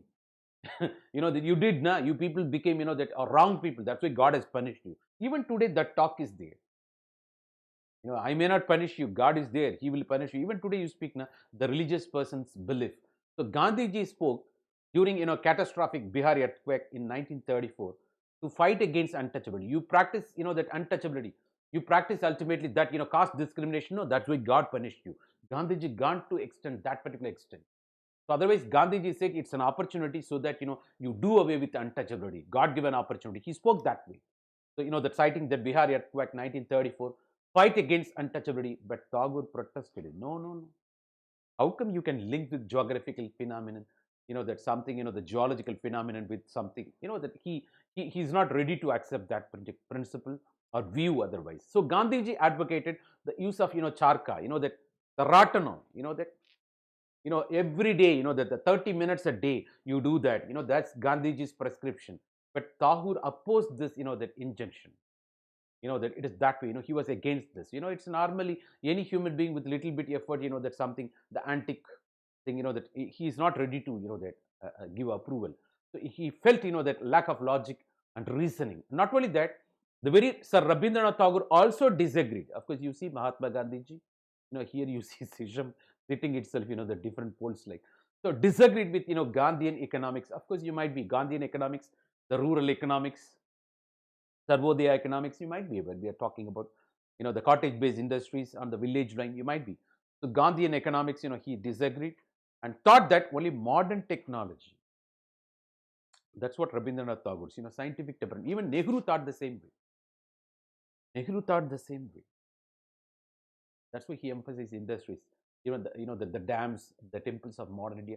The scientific temperament, even Pandit Nehru was in favor of this, the Tagore's idea. So thought that modern technology reduced the human drudgery and poverty. Technology is the solution. When there is no, that if you want to move to the next level, that demands your creativity, the support of technology, that drives away. Even thanks to Green Revolution, India attained self-sufficiency in food grains. We are talking about. Otherwise, we were importing, that the PL 480, the wheat varieties from USA. You might be aware. Norman Borlaug, that is outcome. The technology becomes a solution. Even the transportation, communication, the inventions and discoveries, how it, that give work towards the betterment of the humanity. You might be aware. Even the Vikram Sarabhai, of course, the father of the India space mission, the visionary, the self-reliance in technology, even during Nehruvian era. Even Dr. Kalam emphasizing that. That became solution. Today we are talking about the communication, broadcasting. Even in the remote sensing satellite, how they are helping the agriculture, and also the minerals. That became, to eradicate poverty from India. Self-reliance in technology. That's proven. Tagore was right. Sir Rabindranath Tagore, of course, the Nobel laureate, first Asian Nobel laureate, was right. Even Nehru believed that way. That's why, emphasis on space science. Indian Space Research Organization you are talking about. Very recently, of course, we signed MOU with NASA. Why? That's the extension we are talking about. Self-reliance in technology, of course. So, thought that modern technology reduced human drudgery, boredom. Otherwise, you become mechanical, stereotype, and also eliminated poverty, eradicated poverty. Of course, we have got, still percentage we are talking about in spite of that. That inequality we are talking about. Of course, that the mismanagement of PDS, National Food Security. Of course, COVID time, we did fantastic. 8 crore people benefited out of National Food Security Act. That's different scenario we are talking about. Ladies and gentlemen, so the role of modern technology, the emphasis, why, that of course, Sir Rabindranath Tagore, Mahatma Gandhi differed, the rural technology, village, khadi industries, you might be aware. So great people will disagree, nothing wrong. It's almost like two sides of a coin. Because they are representing two different, that's what the worldviews we are talking about. So frequently disagreed with Gandhi in matters over the need for adhering to the logic and reason. We spoke in the beginning. So the same emphasis, Gandhiji advocated the moral abstinence. Control yourself, because you would have heard about the T.R. Malthus, who wrote the book called Essays on Population. So, that, and he talks about, that arithmetic progression, geometric progression. So what happened, right? When the population is getting multiplied, the geometric progression, the food availability, arithmetic progression we are talking about. So there will be imbalances ultimately. The people are unable to survive. So ultimately there comes, the positive checks and preventive checks, he says. Positive checks, of course, that he says, that like COVID, some, the disaster like tsunami, earthquake. Preventive checks, use of the conscious attempt, use of contraceptives or family planning program. So Rabindranath Tagore talking about preventive checks. Go for use of contraceptives or use the technology or family planning mechanism. But Mahatma Gandhi talks about positive checks. What is that? The moral abstinence. He exercised moral abstinence. Gandhi advocated moral abstinence, that the right method of birth control. You control yourself, Mahatma Gandhi said. But Tagore championed family planning. Of course, Tagore himself, 9th son in his family. Are you aware of this? That's why Rajaji used to criticize. Tagore talking about family planning, he's, the 9th son in his family. Sarcastically, you might be aware that way. Tagore championed family planning through preventive methods we are talking about. Positive checks, preventive checks. This is positive checks, preventive checks. Preventive checks, of course, use of contraceptives, property, the vasectomy, the family planning, all those steps, right?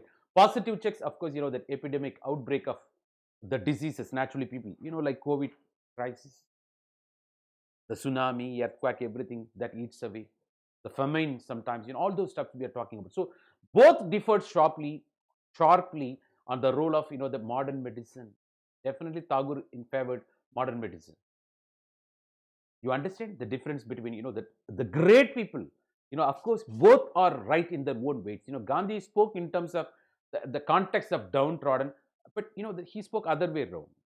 But he was also fantastic, right, that in global standards, you might be aware. It's not speaking bad about anybody. Two different worldviews we are talking about. So what happened, right, when it comes to education, that the very Rabindranath Tagore, Sir Rabindranath Tagore emphasized the role of education is a panacea. Comparing with Japan, we spoke. He became, that the education, he became famous in the West. Sir Rabindranath Tagore became very famous in the West only as romantic and spiritualist. All of his writings, the poetic, the vision, otherwise, the dance drama, everything, the literary works he did. His writings consistently emphasize the necessity of critical reasoning and human freedom. Don't simply carry forward. Hello, that's what I'm emphasizing. You are living in the world of social network. Social media has become selfish medium where the character assassination is carried out. Don't simply carry forward message. Don't simply believe in. You are conditioned. You are culturally conditioned. You are brainwashed. All suggested, overgone. Who is suggesting? That particular, the post. What's his intention? What's his goal? Why he should suggest you? Is that guy jobless guy? Beware of all those suggestions. I'm afraid of the touching social network nowadays. I'm reducing my time, but at the same time, that even when TV came, people said idiot box.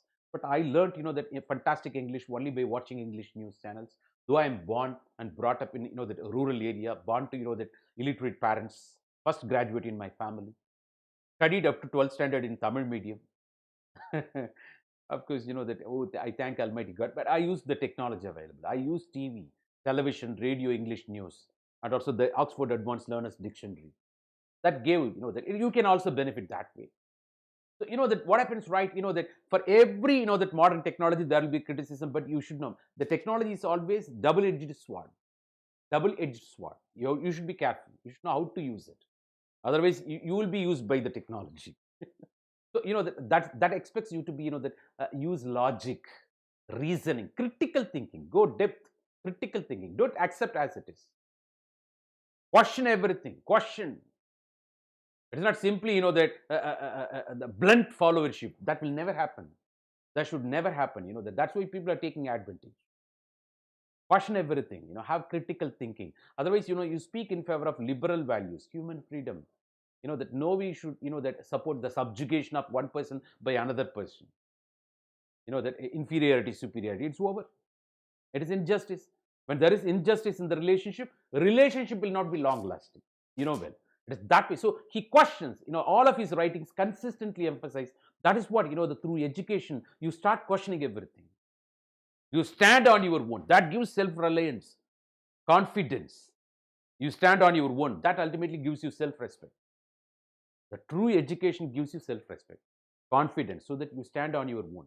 Of course, that you go with others, you form a team, that for greater purpose, that's different.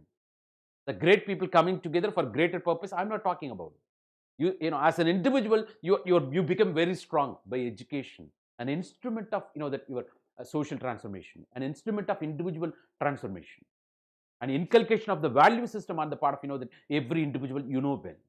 So that's what the critical thinking and human freedom. It's not that you go by book, you go by one person or religious leader. That there are so many godmen in India ready to deceive you. There are Sacharam, some the Sharadi, and here Nityananda, there one Premananda. Everywhere you see a lot of the cheating stories. Oh my God, when it happens, the blind faith you develop, you question everything. That is what we don't want the intermediaries, brokers between God and you, because there is God in you already. Only thing to that for some reasons you came to join back. You understand that. Of course, basically you are spiritual being undergoing human experience. Even Swami Vivekananda reinforces. Basically, you are spiritual being undergoing human experience.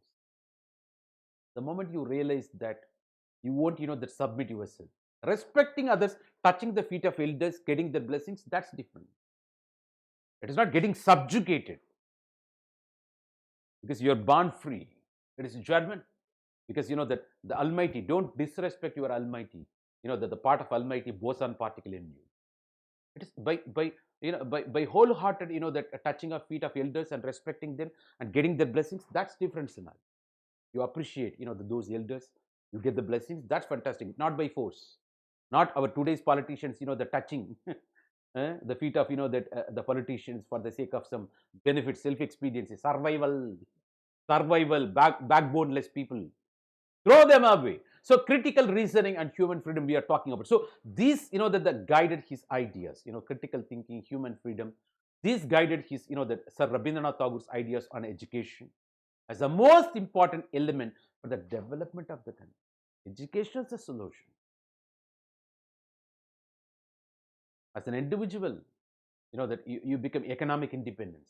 Then ultimately you pay tax, you take care of your family members, you buy, the goods, purchasing power. Ultimately you create demands in the market, country's economy. You become role model in your own society. தனி மனித வளர்ச்சி சமூகத்தின் வளர்ச்சி. Charity begins at home. That as you talk about, it's from individual to the nation, in the entire globe we are talking about. தனி மனித வளர்ச்சியே சமூக வளர்ச்சி. So, if you grow as an individual, naturally society, that transforms the society, transforms the nation. You're talking about it that way. So be the change that you wish to see in the world. Maybe Mahatma Gandhi. Charity begins at home. It's not expecting others to change. Be the change. Let me be the change before expecting others to change. Right? It is that way, ladies and gentlemen. So these guide, the moment you start thinking, you don't have time to correct others. Oh my God, let me correct myself. Oh my God. As Sri Aurobindo Ghosh said, deep internal meditation, yoga, internal struggle will be there. The whole day is consumed. Then why then where you get time to gossip about other the bad elements in the world? Absurdities. You don't have time to commit those things. Of course, focus on you. That's all. So these guided, that of course all these values, that ideas on education, the most important element for the development of the country. You might be aware, this is Sir Rabindranath Tagore. So in his assessments of Japanese economic development, Japan's economic development, he singled out the critical role of the advancement of school education. They're talking. So that's what even the Kothari Committee recommendations that says, the future of the nation is shaped in the classrooms, as I shape you now. It's a virtual classroom. God has given me opportunity to shape you, to transform you, to inspire you. It's not mere knowledge transaction. My role is to inspire you, to inculcate value system in you, so that you travel on your own, with human freedom. After that, I won't expect anything from you. I won't control you. The self-reliance you get because of that education, the critical thinking you develop, you start questioning everything. The future of the nation is shaped in classroom. Kothari Committee recommendation. Of course, you see, the Japan's economic development, he singled out. Rabindranath Tagore mentions that the critical role of advancement of school education. Now only, recently new education policy after a long time. The 6% of GDP has been allocated. It's a mammoth task. Both central and state government, they have to work together. You might be aware. We're talking about, let's see best out of it. Of course, this is apart from Right to Education Act and universal, the primary education. We spoke, everything. Sarva Shiksha Abhiyan, everything we did in the past. You might be aware. Ladies and gentlemen, let me take you to the next level. Yes. So the very education, that Sir Rabindranath Tagore considered the transformative role of education we are talking about. So the education that transforms, social transformation, individual transformation, as a central story of the development process. Want to see development? Educate yourself. Otherwise, you will be living in the world of the tradition, custom, everything. You will be taking asylum there. That you will enjoy the comfort. You are not ready to come out of that. It's almost like that when there was that hot water. That of course that way.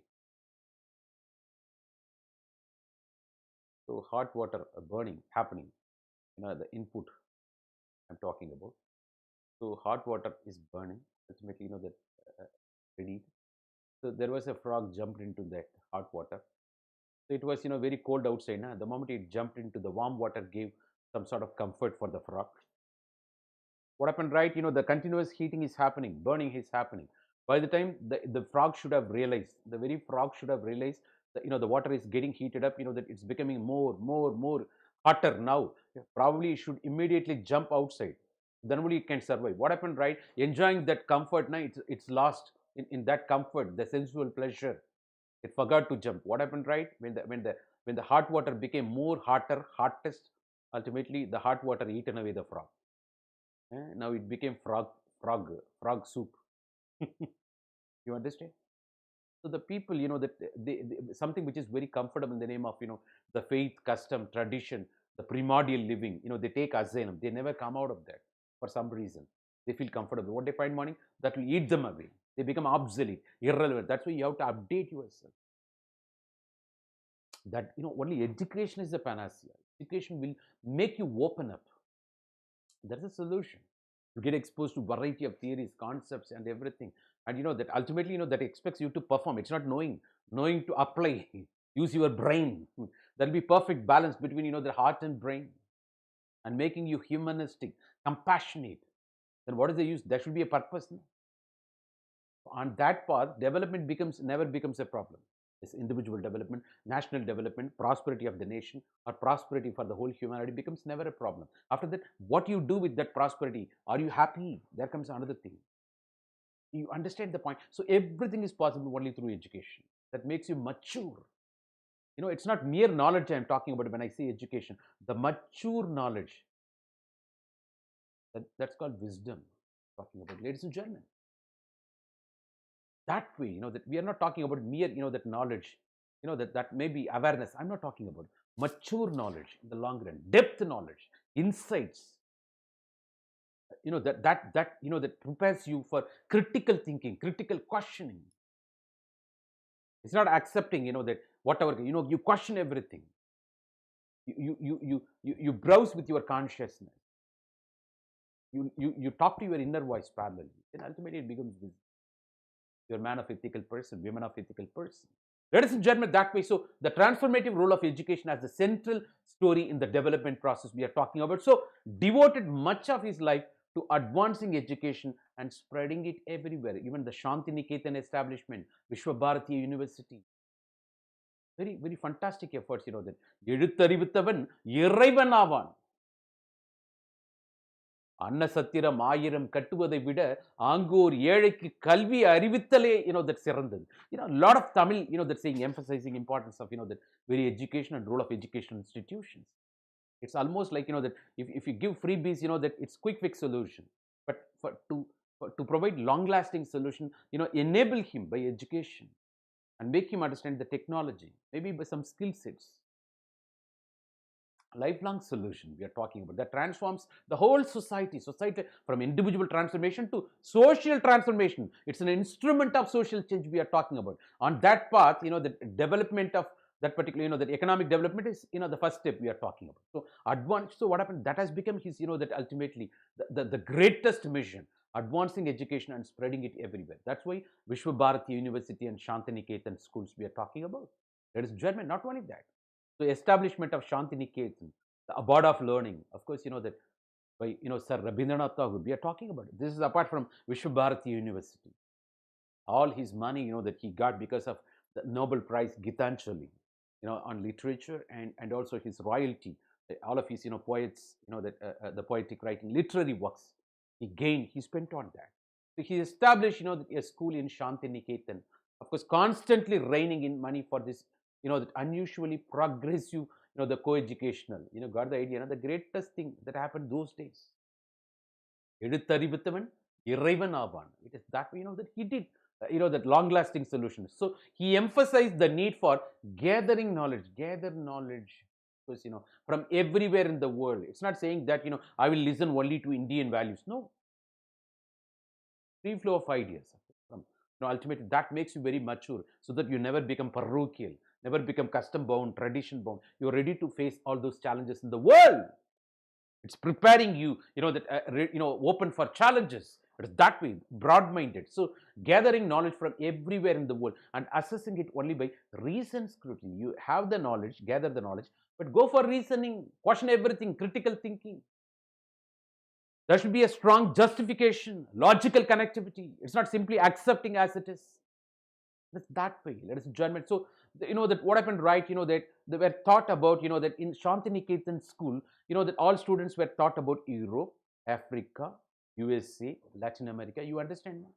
So there are other the countries in the world with that their own systems, with their own the culture, lifestyle, practices. It makes you very broad-minded. You open up. You open up. The first institute of the Chinese studies. See, those days, the very Shantiniketan became the first institute of Chinese studies we are talking about. You just the neighborhood language, of course. Even the judo, the self-defense mechanism was, the taught, that 300 years ago. That it's not taught, teach taught. We are talking about judo was taught 300 years ago. See, fantastic. That's what the visionary people, statesmen, the greatest people, that the greatest contemplation from, the visionaries we are talking about, that Sir Rabindranath Tagore. Not only that, that the communal harmony, that's very important. He was, quite opposed to the religious and communal thinking. That so because that the romantic and spiritual, all of his writings, that mentioning these values, romantic as well as spiritual. When I say that spiritual, that it is more than religion. In the world of that religion, there comes competition. My religion is best, your religion is best. But in the world of spirituality, according to that spiritual world, all different religions are, that's what Swami Vivekananda says. All world religions are true. They are different paths to the same destination. As if that different rivers, that flowing from mountain, reaching the, that ultimately reaching the same water body, sea or ocean. Different paths to the same destination. That's what spiritual world. The world of religion, ultimately there comes competition. Mine is best, your is best. No, in the world of spirit, that ultimately you start respecting other religions. You start accepting other as if they are also true. No competition at all. So what happened, right? The very communal harmony. So that Sir Rabindranath Tagore opposed to the religious and communal thinking, the isms, negativity. Shocked by but what happened, right? Shocked by the violence it provoked. That those days, independent struggle, that separate electorate for Muslims, you might be those Jinnah, Muhammad Ali Jinnah, Muslim League, and Dr. B.R. Ambedkar, for depressed classes. You might be. What happened? The Gandhiji, used to go for, that indefinite fast against, and roundtable conferences even, and, that divide and rule policy of British colonizers. You might be aware. And also, that ultimately, that divide and rule, rekindling the religious spirit, ultimately fighting each other. The very violence, even after India's independence, what happened in Bengal, you might be aware. India got divided on communal religious line. The partition of, the India, Mountbatten Plan, what happened even today, it's not over. Recently we abrogated Article 370. Of course, with the neighborhood rogue nation, Pakistan, of course, in the Bangladesh creation. Even a Citizenship Amendment Bill Act where we are talking about, all these things you might be aware. Even we touch, it's not over. The remnants, the sentiments we are talking about. So shocked by the violence provoked by, the very championing of singular identity. Mine is best, that attitude. The uniformity.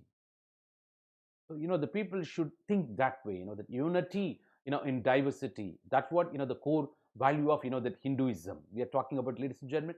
So not uniformity. Of course, that it's almost, expecting, that as not Korean model, the similar handwriting, similar haircutting for everyone, the uniform for all, citizens. What is this yet? So we have to be very careful. We should not become, that mockery of, the global community. Ladies and gentlemen, we have to be very careful about it. So we have to appreciate, that liberal values, modern thinking, parallelly respecting the tradition, no question about it. But at the same time, we have to upgrade, stand the test of times. It's not going back, digging deep and taking asylum. So scientific temperament, there should be a strong balance between modernity and tradition. Even the Indian fabric, this is what we are talking about, change with the continuity. Modernization of traditional India. Even, the renowned social scientist, of course, Yogendra Singh speaks about this way. Balancing both tradition as well as modernity. The change with continuity. Even that you witness in economic reforms we are talking about. So, that very Sir Rabindranath Tagore, shocked by the violence provoked by the championing of singular identity. Mine is best, that attitude of people as members of one religion or another. No, that's very bad. Even, some then and there, somewhere people, the reported you are talking about, that's he deplored that. See how the Pandit Nehru listens to, that Sir Rabindranath Tagore we are talking about. in both, the taught in similar, scientific temperament lines we are talking about. Of course, that Sir Rabindranath Tagore had difference of opinion, with Mahatma Gandhi. We spoke already. So, that Sir Rabindranath Tagore believed in that, that determined extremists sow the seeds of discard among common people. That the divide and rule policy. They're very determined. They got political advantage because of that. Self-expedience for their own benefit. For their own benefit. Please be aware. Don't fall to that, plot or machination. We, that question everything. The question everything. It is not simply accepting. It is not simply carrying forward. Question everything. So the clash of, this is what we are talking about, ladies and gentlemen. So what happened? This particular situation ultimately created like situation, Muslim civilization, Hindu civilization, Western civilization. This is what. So, the people trying to polarize, divide, that in the name of uniformity, don't fall prey to any one of the, whoever may be, I'm talking about. Question, critical thinking is the need of the hour, order of the day. Otherwise, that you'll be taken for granted, that they will eat you. One day, fine morning, there will be bloodshed only, violence and bloodshed. So, that you should be careful about it. We are talking about, that I know that there should be, the wholehearted acceptance. It's not by force. We are talking about whatever may be. That the communal harmony, that Sir Rabindranath Tagore, we are talking about, born to a family of wide culture, the broad culture, that not influenced by parochialism or narrow-mindedness. His reliance on reasoning, scientific temperament, justification, cause and effect, logical connectivity, and his emphasis on human freedom, that, that militated against the separatist and parochial understanding of social divisions. Got the point now? So the value system, the broad culture, the reasoning or logical connectivity, the human freedom or liberal values. So against, the divide and rule or parochial mindedness, that or narrow mindedness people. Got the idea, na? So against polarization. So, that the very sir, that we are talking about, Sir Rabindranath Tagore denied altogether the legitimacy of the Raj, that he questioned. Because he was in favor of the very, that India should be ruled by India, you might be aware. So, was local in pointing out what Indians gained from the discussion centered upon the Shakespeare's drama. Is ultimately, that so, that ultimately he customized, personalized his understanding of the humanity, the world, his the enrichment of his understanding about, the global affairs, and also, the comparing with, the Byron's poetry, and above all, the large-hearted liberalism of 19th century English politics, but that was quite absent in, the British administration. That's what his content. So the truly best in their own civilization, the Western world, the upholding of the dignity of the human relationship, that he appreciated. But the point is that had no place in the British administration of this country. That's what his observation. He deplored the British exploitation, colonization. Though the Western world, that stood for through Shakespeare's drama, Byron's poetry, and the large-hearted liberalism of 19th century, the English politics, but that was quite absent in British administration. They were indulging in, the subjugating the Indian culture, the Indian people, Indian masses, and exploiting the resources, imperialistic tendency, the colonization, you might be aware, the divide and rule policy for their own economic interests, you might be aware, the commercial motive. Ladies and gentlemen, it is that way we are talking about. So the very poetic genius of Sir Rabindranath Tagore, we are talking about, undoubtedly a great poetic genius. No doubt, that of course that culminated in Gitanjali, the first Asian Nobel laureate from India, and thoughts and also knighthood status those days, from a title from UK. The thoughts and values greatly influenced our national leaders who fought for India's independence struggle. That became tonic, that encouraged, that incentivized our people, fought for India's independence. This is certain, that sublimity and nobility we are talking about, very important and noble ideas we are talking about. That is that way, that quintessential of, the very ideas, that his contribution. And he created a sense of remoteness from, that everyday realities, that it is that way. That's fantastic we are talking about. That is the German Sir Rabindranath Tagore. Of course, that having discussed Sri Aurobindo Ghosh yesterday, today we are discussing Sir Rabindranath Tagore, whose contribution, that the multifaceted personality, that as philosopher, social reformer, the poetic genius who had his own vision for India and Indian, that national culture. And apart from his, that emphasis on, the English education and promotion of, that libertarian values, the human freedom, the scientific temperament, the reasoning otherwise. Of course, the setting of his thoughts seemed to be too idealistic and abstract. We are talking about it was too ideal and abstract. So that normally the great people never understood in their own times, of course. But he became no doubt at all source of inspiration for those people who fought for India's independence those days.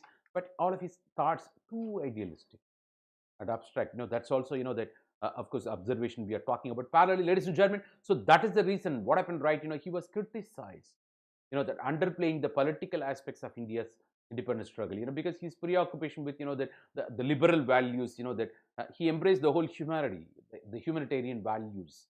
And not only that, the British philosopher Bertrand Russell gone to the extent, that he said, nonsensical approach.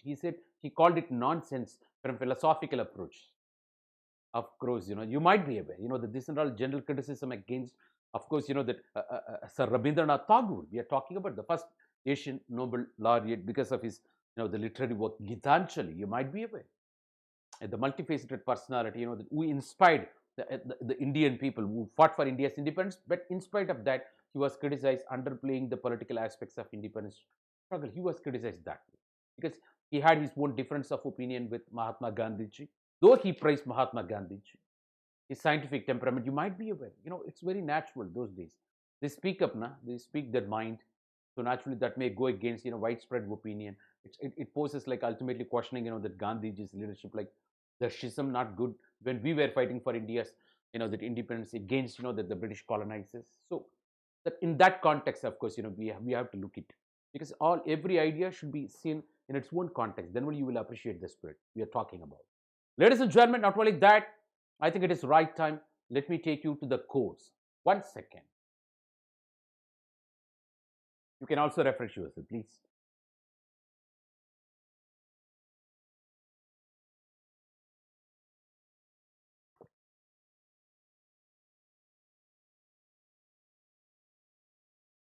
Yes, the course. That actually this is very, very important part because you get, that all those questions. If you go through previous year question paper, you will come to know. What is that? Questions are, that are given as quote, and what's your opinion? What's your inference? What's your meaning to this particular quote? So you start linking as I speak in front of you. For everything, that I connect with other thinkers, I bring parallelism. Sometimes you may go against also, you may criticize also, you can differ from that particular point of view also, nothing wrong. Your inference based on that, of course. So the quotes, that given by Sir Rabindranath Tagore, where the mind is without fear and the head is held high, where the knowledge is, of course, that. So he fought for, that scientific temperament, reasoning, liberal values, human freedom, naturally. So the very clear cut, that the very famous, that. So it is that way that the freedom, human freedom, the reasoning, everything, that how critical thinking, that the critical questioning of each and everything. Don't accept as it is. Question everything. That demands, the logical connectivity, the reasoning, justification, scientific temperament. You might be. That's the meaning. It is that way we are talking about. It's not simply carrying forward, ladies and gentlemen, and that's highly relevant in the world of social network. Today, you witness social media has become selfish media. Please beware of that. That don't simply carry forward and don't get deceived. Also, that's very important. We should not become, that a commodity to be manipulated by, all those, social network giants. That's what happening already. Cambridge Analytica already did, that you might be aware. In the world of big data, data is a commodity. In the world of big data, we should not become commodity. Maybe algorithm works in such a way, influencing our consumer behavior and changing our value system. And we are getting culturally conditioned in such a way. Oh my God, we are talking about, ladies and gentlemen. So, of course, that a teacher can never truly teach unless he is still learning himself. That as a teacher, you should update your knowledge. Only when you are light, you can enlighten others. When there is no light in you, how come you can enlighten? The constant upgradation, updating of your knowledge is very, the ever learning. As a teacher, you are the first student. Even the Prime Minister Modi ji says, he's not a prime minister. He says, "मैं prime minister नहीं है, मैं प्रधान सेवक हूँ." He says, that it is that way. That you may be a teacher, but that you are the first student. It is that way, that ever-learning syndrome should be there in you, and the constant learning, the urge to learn. It's not mere accumulation of knowledge, the connecting that knowledge, different, the variety of, that informations, connecting them, that infer in such a way. So without compromising the principles, value system, understanding the purpose and direction. So that knowledge becomes mature, it becomes wisdom. Then you start inculcating the value system in every student then. So the role of teacher is not to teach, rather to inspire. Normally, a teacher is a page ahead of the student. Then what is the use? You should inspire in such a way by connecting greatest things, giving parallelism. It's not simply reading what is there already. What is the use there? You try to infer in such a way. It is that way, that. So that's why. But I've got passion in teaching. That as a teacher, if you don't have passion, please don't spoil the future of the students. As I said in the beginning, Kothari Committee recommendations, what is that? The future of the nation is shaped in classrooms. And if you have, a teacher without passion, you just imagine. Oh my God. There is a saying in Tamil, Vakkattavanukku vaatiyar vela. வேலை எங்கேயுமே கிடைக்கலன்னு வாத்தியார் வேலைக்கு போகக்கூடாது. If you don't get job anywhere, don't go to teaching job. If you are passionate, you go for teaching. Otherwise, because that deals with the future of the many young people who are going to shape the nation, who are going to decide the destiny of the nation. Don't play with that. If you're passionate, you do that. But of course, commercialization of education we are talking about. That's what that everywhere you find that. So it's not a quantity, quality education. For that, the teacher should be that qualified enough. The teacher, you should be a quality teacher. As a teacher, I should be a quality teacher. Then only I can make the quality students, or quality youths, the quality future leaders. It is that way. That demands quality in me. It's not compromising. Of course, we are talking about, but it's not the end of the day. There should be constant learning. You may be wrong today. You should be open to learn tomorrow. You commit mistakes. Fall 7 times, stand up 8. The glory of an individual lies not in never falling, but rising every time we fall. That's important. Rising every time we fall.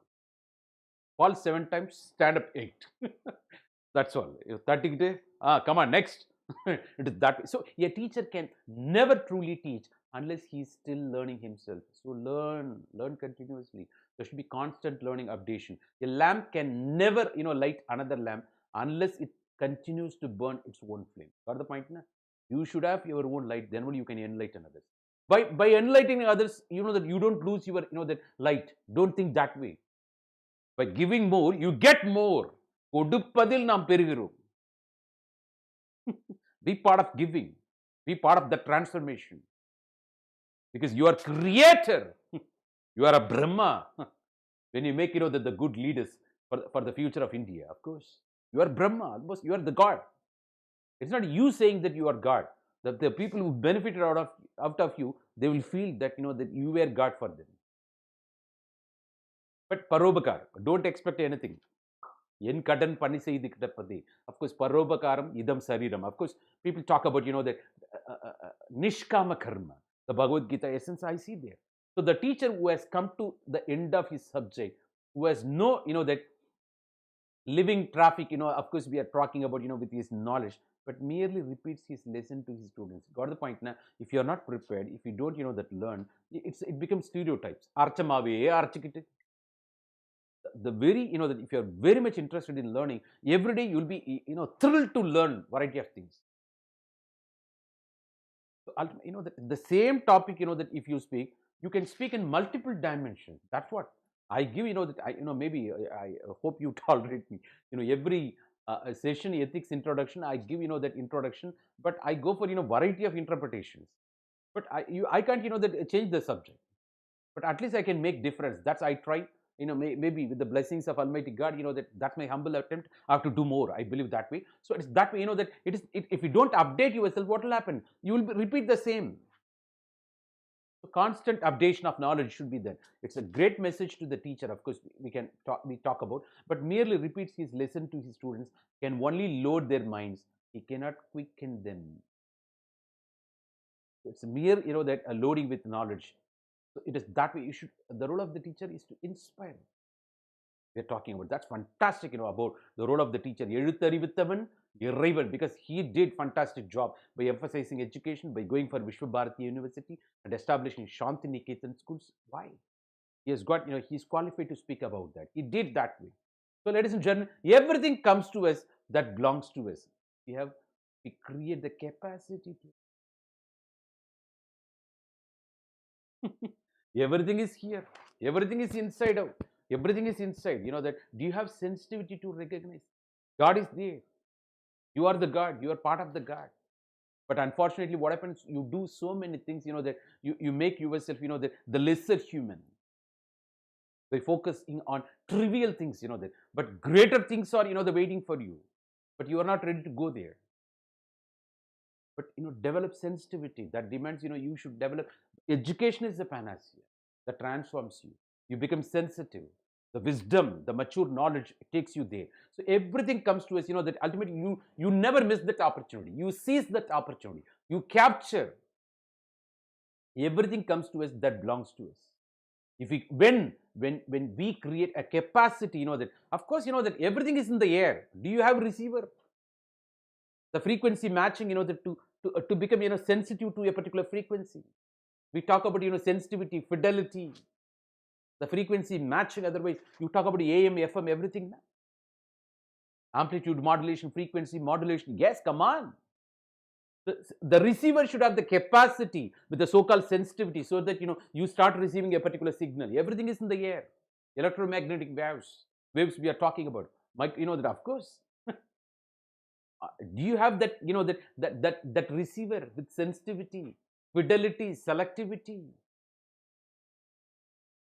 So the capacity, that sharpen your capacity to receive it. Everything comes to us that belongs to us. Unfortunately, what happened? We are insensitive. We don't develop our capacity. We say that we did not receive everything. We didn't get anything. You got everything. Are you sensitive?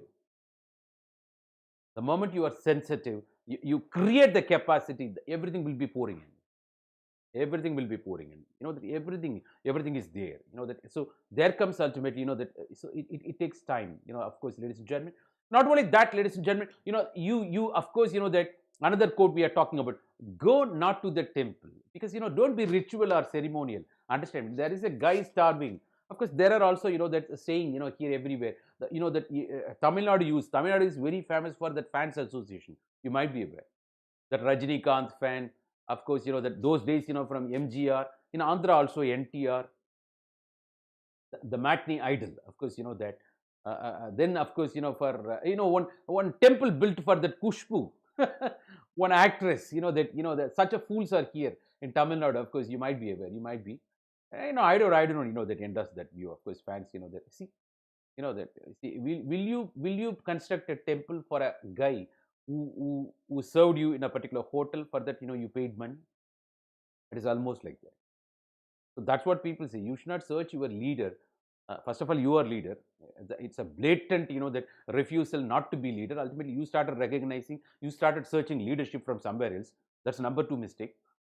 And that too is searching leadership in the theater, the celluloid world.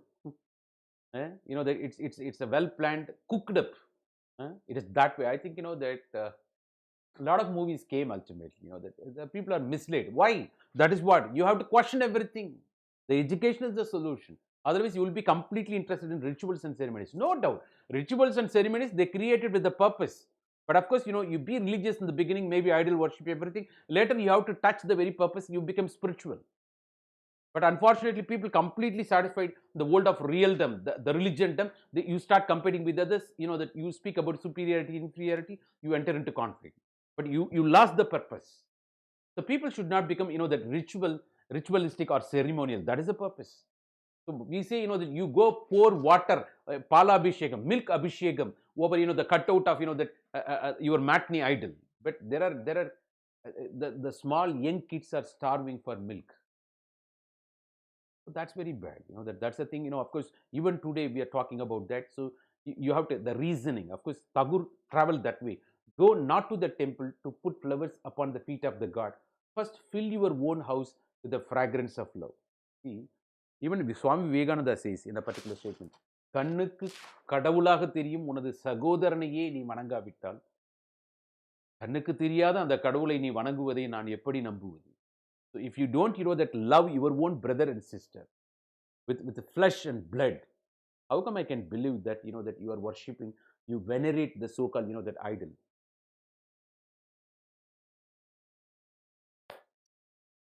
It is that way. First have fragrance of love in your own house. Later you can talk about, that your love towards, the Almighty God. So go not to the temple. His statement, it's not me, recommendation, recipe, Tagore, because reasoning, scientific temperament, rationalization, liberal values he stood for. Go not to the temple. This is according to Tagore. Go not to the temple to light the candles before the altar of God. First remove the darkness of sin from your heart. That there is a deal people enter into with Tirumala Tirupati. If I finish this, the corrupt project, I'll get 10 crores, you'll be given 1 crore. The deal.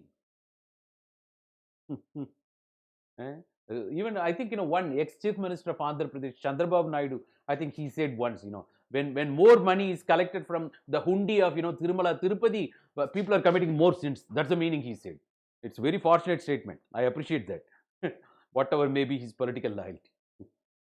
Yeah, there are more sinners outside. That's why, that Pavatin, Sambalam, Maranam, of course, we are talking about in Christianity. But here, more hundi, Perumal becoming rich.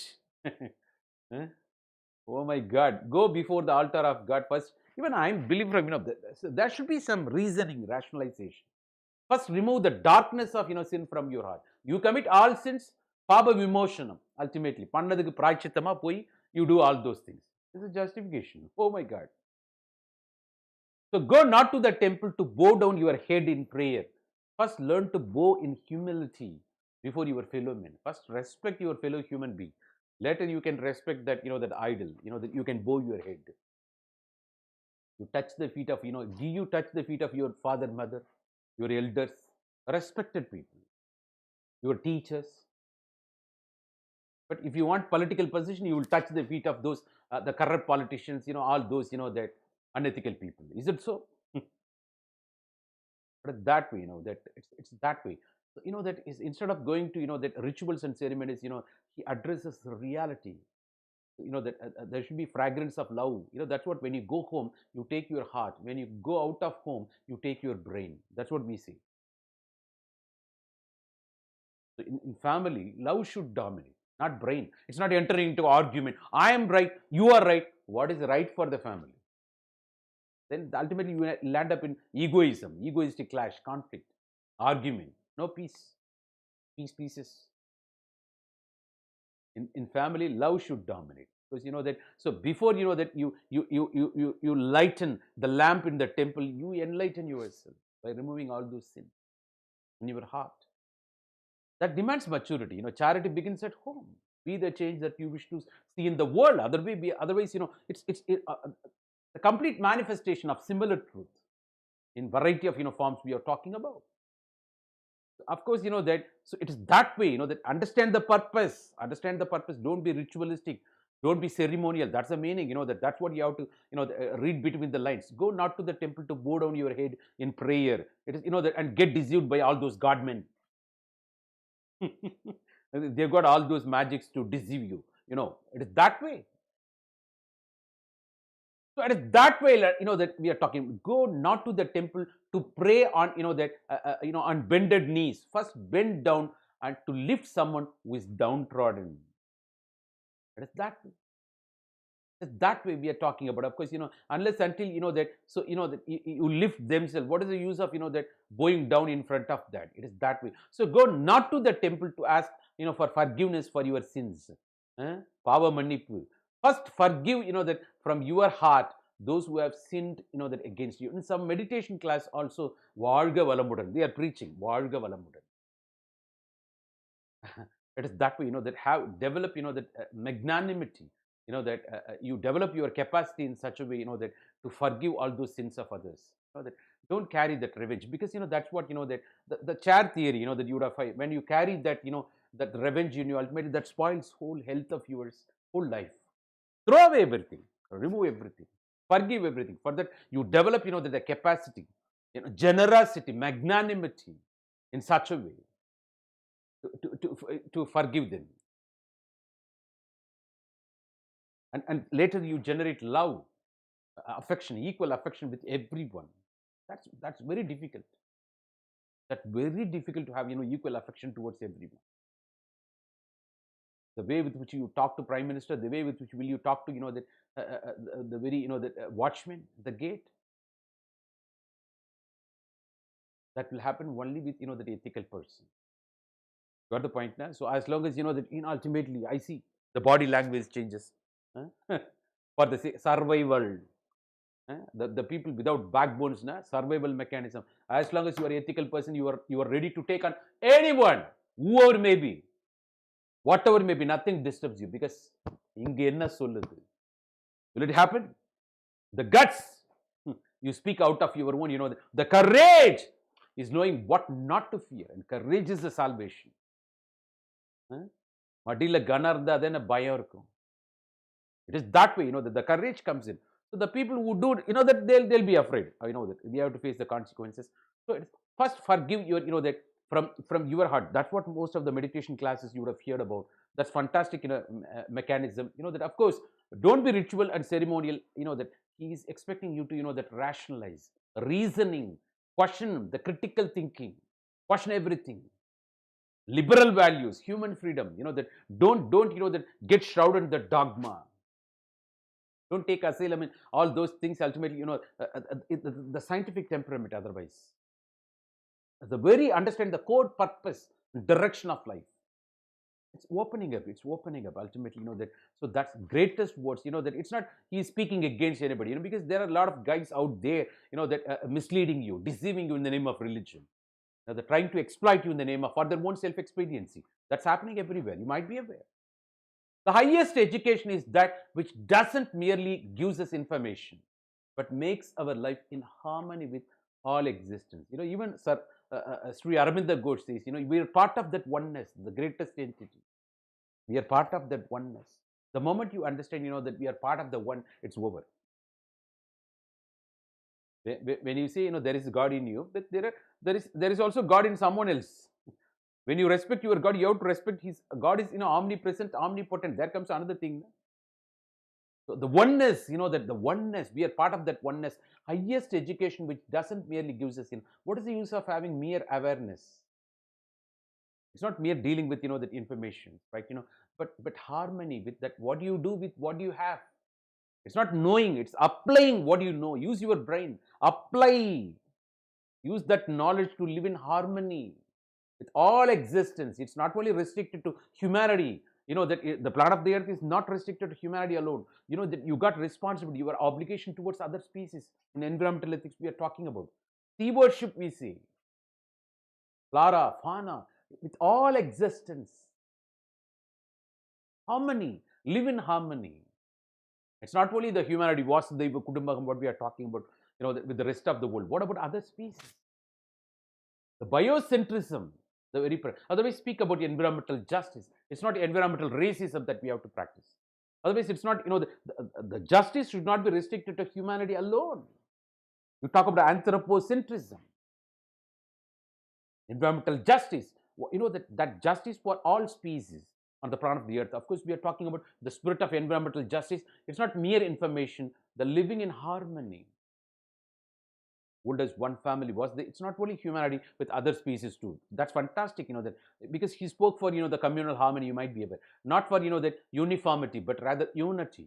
The most important lesson, according to Sir Rabindranath Tagore, the most important lesson that man can learn from life, not only man, even women, man can learn from life is not that there is a pain, is not that there is a pain in this world, but that it is possible for him to transmute into joy. All your pain becomes, the joy later, or pleasure. P becomes another P. Pain becomes pleasure. The greatest cardinal principles, even English utilitarian speaking that way, pain and pleasure, the greatest two principles in the world. You are between the pain and pleasure. You choose, your choice is centered around pain and pleasure. That's all. It is that way we are talking about. So, it's not pain alone, but you know what, it is possible for you to transmute into joy. You make hell or heaven out of you. But, even Sri Aurobindo speaks that way. You can make, that you are given body, you are given life, but you can make it very divine. It's in your hand. You can translate that, that into divine life. Even Aurobindo joins you that way, ladies and gentlemen. So the pain can be, that no pain, no gain we are talking about. We are not talking about mere hard work, smart work, effective work. That's different story. But you can convert, that the pain into joy, because this too shall pass. No pain, no gain. When going gets tough, tough gets going. We are talking about that way. Going gets tough, tough gets going, ladies and gentlemen. So the pain becomes, that getting transmuted into joy. We are talking about, the most important lesson. That's what we learn out of it. This too shall pass. That otherwise all our pains will become pleasure tomorrow. As a civil service aspirant, the 2 years you're going to burn midnight oil 8 to 10 hours per day.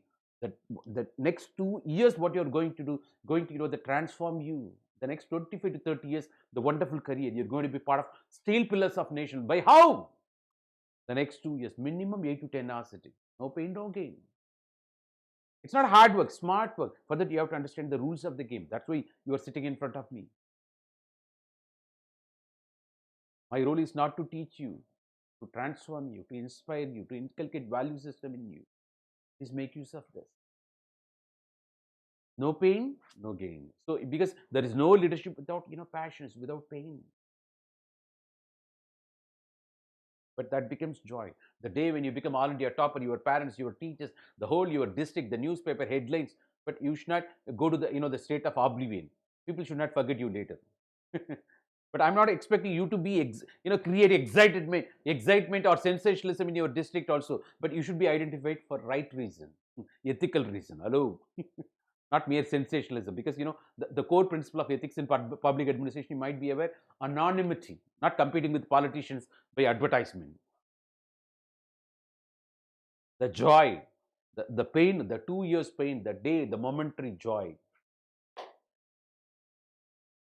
That's not only that, that's an opportunity to serve people. The next 25 to 30 years of wonderful career, the transformation you are going to make there for the humanity. That's great. That this is foundation. The 2 years, of course, the pleasure, all your pain becomes pleasure or joy later. You got the capacity. It's possible. Impossibility is the vocabulary of the mediocre who does not want to take the responsibility of implementing. Got the idea? Everything, even impossible says I am possible. Impossible says I am possible. It is possible to transmute the pain into pleasure, the pain into joy. We are talking about, ladies and gentlemen. It is that way. Let me take you to the next level. What is that? This is according to the various quotes of Sir Rabindranath Tagore, the first Asian Nobel laureate. Of course, social reformer, emphasize education, emphasize that rationalization, the scientific temperament. Of course, that he asked you to question everything, the critical thinking. And also work for communal harmony, that not uniformity, rather unity in diversity. He spoke, you might be aware. So we are discussing, that Sir Rabindranath Tagore quotes. He says, reach high for the stars. Reach high, for stars lie, that hidden in you. Dream deep, for every dream precedes the goal. Got the idea? So, that the dream to goal, as Dr. Kalam put it, the dream, it's not what you get in your sleep. The dream that never allows you to sleep. I believe, dream. Even Martin Luther King, he might be aware. I believe, I dream. So it's that way. Of course, that. So reach high, for stars lie hidden in you. Got the point now? Reach high. It's already, it's inside out, not outside in. What happened? For that, you have to dream deep. Dream. So for every dream precedes the goal. Ultimately translate the dream into goal. Of course, that the goal, which has got many versions, that the dream becomes, that your vision, your mission, your strategy, your goal. Then ultimately you divide into task. Of course, that all centered around a particular purpose. Then ultimately it is based on some, the direction. Got the idea? Now that demands ultimately what are all the tools necessary. Of course, the team you needed, the funding you needed. Of course, you call it infrastructure you needed. Of course, you talk about the time boundedness you needed. You decide the location for that. Of course, that everything put together, you decide a process. With that process, you ensure the very product, but it should be time bounded. We're talking about time boundedness, short-term goals, long-term goals. Of course, everything what you talk about, so the dream, that every dream precedes the goal we are talking about. So dream deep. Kanavu Kanangal, Dr. Kalam, the wings of fire. Of course, that very well. It is that way. It is German. I think it is that way. That converts. So if you cry because the sun has gone out of your life, your tears will prevent you from seeing the stars. It's, all your tears. They don't live in the past. Come on, get up. Fall 7 times. Stand up 8. As I said in the beginning, the glory of an individual lies not in never falling, but rising every time. Rising every time we fall. Don't live in the past. Even that one Denzel Washington, he used to say, fail big. But it's not, that don't take it for granted. Don't assume yourself as a man of failure. The failure is the first step towards success. That's the first step. The lesson you learn out of failure, with that, now you bounce back. Come on. Bounce back. Come on. It's not, that,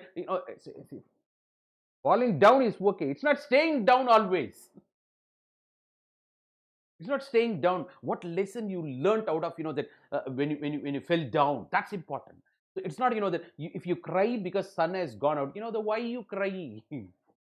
What if you cry because of the sun has gone out of your life, that your tears will prevent. What happened? Your tears, that ultimately your vision gets perplexed. That will stop you. That will prevent you from seeing the stuff. Don't cry. Don't cry. Don't lament. Don't complain. Don't belittle others. That be an optimist otherwise. Because an optimist will see solution for every problem. A pessimist will see problem in every solution. Be an optimist. Learn lesson. Because even Thomas Alva Edison said, that some 10,000 times, that all my mistakes, that he tried 10,000 times. Maybe some, that integrated circuit chips are named after one numbers. Maybe those many times they failed. Those many times they would have failed. முயற்சியில் தவறலாம், முயலுவதில் தவறலாமா? Because, probably you may fail in your effort, but that should not stop you from taking further efforts we are talking about. The constant, the perseverance, continuous struggle, continuous efforts you have to put in such a way. So don't cry.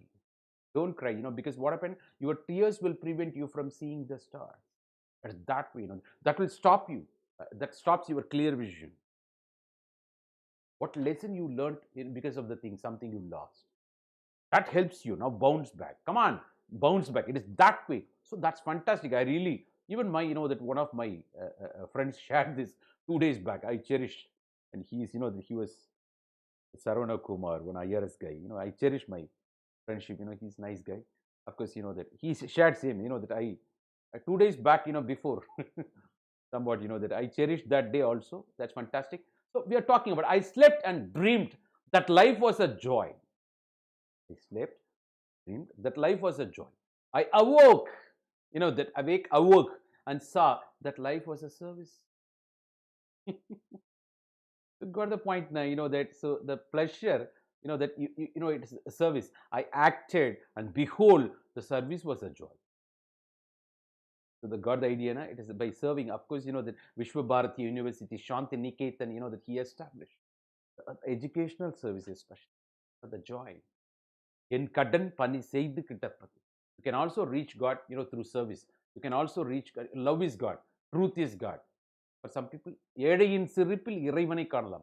One great, that the politician from South, CNE Anadure, Arinjar Anna said, Edayin Siripil Iraivani Kanalam. Even Mahatma Gandhi, of course, for him, truth is religion. Truth is God to him. So Swami Vivekananda said, that love is God, and also service. Ramakrishna Math, establishment, for the services to the downtrodden especially. So service was the joy. Got the point? Now it is that way. So that's that acted, and behold, service was. What can I do for you, ladies and gentlemen? What can I do for you? It is that way. Of course, ladies and gentlemen, that it is that way. That I'm at your service. Your Majesty, His Majesty, Her Majesty, I'm at your service. Ladies and gentlemen, that in Katan Pani Seidi Kadapadi. Ladies and gentlemen, let us unite, and not in spite of that, not in spite of our differences, but through them. Got the idea, na? So unity in diversity. Unity is not by uniformity. Unity is not by uniformity. Unity in diversity. That's what the core principle of Hindu religion. Let us unite, not in spite of our differences, but through them. But through them. Because truth is same, but there are different manifestations in the name of variety of religions. Even Ramana Maharishi of Tiruvannamalai, the spiritual guru, he says, the truth is similar, but there are different manifestations. In spite of our difference, no, through differences, let us unite. Let me accept as you are. Why should I expect, you should be like this? Let me accept as you are. Let me celebrate. Let's contribute.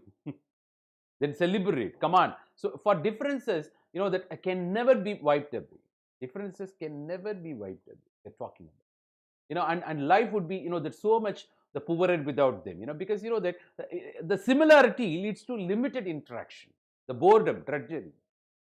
The difference is ultimately complementary to each other. You just imagine, even to marry, that you want to establish a family, you should have got married. The marriage demands, that ultimately one male and female. But now we are talking about the challenge to this institution. Of course, that why you need male, why that even male to male can marry, female to female, and the LGBT community we are talking about, that's a different story. Ultimately, they are questioning reproduction. There we talk about surrogacy concept, everything different scenario. That and all challenges to the established institution. So the difference leads to, after all, marriage as a social institution is based on the biological difference, biological union between male and female we are talking about. The complementary in society, that those who are all, that have the responsibility towards have-nots. படித்தவர்கள் படிக்காதவர்களுக்கும், பணக்காரர்கள் ஏழைகளுக்கும், பலம் படைத்தவர்கள் பலம் இல்லாதவர்களுக்கும் கடமைப்பட்டிருக்கிறது. With more power comes more responsibility. The complementarity rule we are talking about.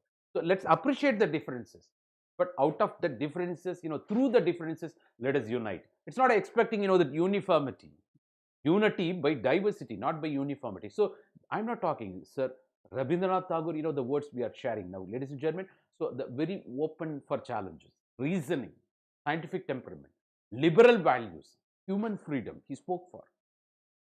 That way, that. So let all human races keep their own personalities and yet come together. Not in uniformity, that is dead, but unity, that is living. That is living. Uniformity, that is dead. That. So let all human races keep their own personality. You keep your own personality. Let me accept you. I don't expect how you should be. I'm not expecting, that then I'll end up disappointment. Who am I to suggest, that who am I to expect, you should be like this? The same way, you can't expect me. Let me accept as you are. So, that you keep, that all human races keep their own personalities. It's not at the individual level, race level he spoke, and yet come together. Not in uniformity. It's not, that I try to change you, you try to change me. But, that unity that is living, that it's not in spite of the differences. Through the differences, let's live. So, unity by diversity. That's what the core principle we are talking about, ladies and gentlemen. It is that way. I think not only that, you can't cross the sea by merely standing and staring at the water. Jump, come on. Oh, work your ass off. But of course, yeah, I'm sorry, that I use the words of, that Arnold Schwarzenegger. It is that way, that it's not keeping your, the hands in your pocket. Come on, get up, man, get up. So you can't cross the sea merely by, that standing, that and staring at water, that it's get up. Come on, it is that way. So that demands your action from you. Action speaks louder than words. That demands action. Come on, get up, do something. It is that way. It's not by standing and staring at water. Of course, that well thought out, that the plan should be there. But that should get translated into action. That's more important. Ladies and gentlemen, we are talking about that way. So this is, that, so you should be, that a performer that expects you to perform, that he believed in performance, action pack, action packed. Of course, that it is that way, ladies and gentlemen. So a lamp can only light another lamp when it continues to. This particular point we have already seen, but it's very simple when comparing with the bigger, the quote we are talking about. A lamp can only light another lamp when it continues to burn in its own. That you should be updated in terms of your knowledge as a teacher. Then only you can, that guide your students or aspirants. Otherwise, you become stereotyped. Archamave, archikittu. It's a drudgery boredom. You'll be thrown. You become obsolete one day. So that's what we are talking about. That you should be passionate in learning. The ever-learning syndrome in you. We spoke already, ladies and gentlemen. Elaborately, this particular, this is very short. Of course, don't limit a child to your own learning. Hello, the child. There is a saying: "Child is the father of the nation." It's that don't limit a child to your own learning. That, see, maybe what you teach may be based on your past. What about their future? If at all you teach something, maybe suggestion only. Let them decide what is right for them. Maybe, that maybe projection, that you can suggest something, but it's not limiting to, that your own prototype model. Probably when they reach, the future, probably your prototype model, what you have suggested, that becomes outdated or obsolete. Understand that. So don't limit your child to your own learning. The value system, that what you practice in the past, for that, if you limit them, probably that you are restricting their freedom. Otherwise, you're of course, the cutting the wings otherwise. For he was born in another time, because you have to understand, therefore another time, the contemporary, the value system, what happened to be. That's what, when you enter into 21st century, that demands, that a new tool. It is not living, they can't live with, 18th century tool or 19th century tool, which you got exposed or cherished, you practice, you became successful. To be successful in 21st century, they demand tools of the 21st century. You should supply them. If possible, you supply. Otherwise, don't limit them. So don't limit a child to your own learning. Don't cut their wings. But he was, born into another time. Of course, that, so, you have to, let them prepare. You are the mere facilitator. Who are you to? You are mere facilitator. If at all they demand, you assist them, suggest them. Who are you to? It's not preparing them to the past values. Of course, that's fantastic. Ladies and gentlemen, this is right. The problem is not how to wipe out all the differences, but how to unite with all the differences intact. It is not eradicating the differences. Who are you? Unity in diversity, that it's not in spite of the differences. Let's live with those differences. Let's get united, recognizing those differences, because here difference is complementary. The complementarity role we are talking about. Is that way, the interdependence is the core principle of living. How come you just imagine, if all the whole humanity, if all are males, what happened? Maybe female irupade male. If all are females, what will happen? The relationship will be limited. So the difference is complementarity. You have to the primary likeness we are talking about, ladies and gentlemen. So let's unity by diversity we are talking about. Of course, that's reinforcement. The rationalization, scientific temperament, Sir Rabindranath Tagore, liberal values we are talking about. So the greatest distance in this world is not that between living and death. You got the point? There are some people who are buried after 25 years from their death. Are you aware of this? Have you heard? சில மனிதர்கள் இறப்பதற்கும் அவர்களை புதைப்பதற்கும் குறைந்தபட்சம் 20 to 30 வருடங்கள் ஆகிவிடுகின்றன. It's a mobile dead body otherwise. Are you understanding what I'm talking? So the greatest distance in this world is not between living and death. It is when I'm just before you and you don't know that I love you. That is the greatest distance. You are next to me, that though I'm affectionate to you, I love you, I've got my passion, I'm compassionate, the humanistic value. But we don't understand each other. That's the point we are talking about. Ultimately, that so it is the greatest distance in the world. It's not between living and death. But when we are near, when I'm just before you and you don't know, that is why, instead of don't go to temple, don't, get shrouded in rituals and ceremonies, or you don't have, the sensitivity to love your fellow human beings, to love your near and dear ones in the house. The love should dominate, not brain. So when they are near, when you don't recognize your own brothers, sisters, your own, that the family members, that with flesh and blood, that when it, and how come I can believe that, you are worshipping or venerating the so-called, that idol? That way. So the greatest distance in the world is not between living and death. It is when I'm just before you, just before, but you don't know that I love you. The love, the emphasis on love, affection. It is that way, ladies and gentlemen. That, so it's not ritual or ceremonial. That is the thing. That it is all this. His writings. All of his writings. That you come to know romantic as well as that very spiritual. Rabindranath Tagore. And also expecting you to question the stereotypes, that the deep critical thinking, the reasoning, the scientific temperament, emphasis on education. That's a panacea, that we spoke at length, ladies and gentlemen. It is that way. I think, hope you would have definitely benefited out of all these quotes, ladies and gentlemen.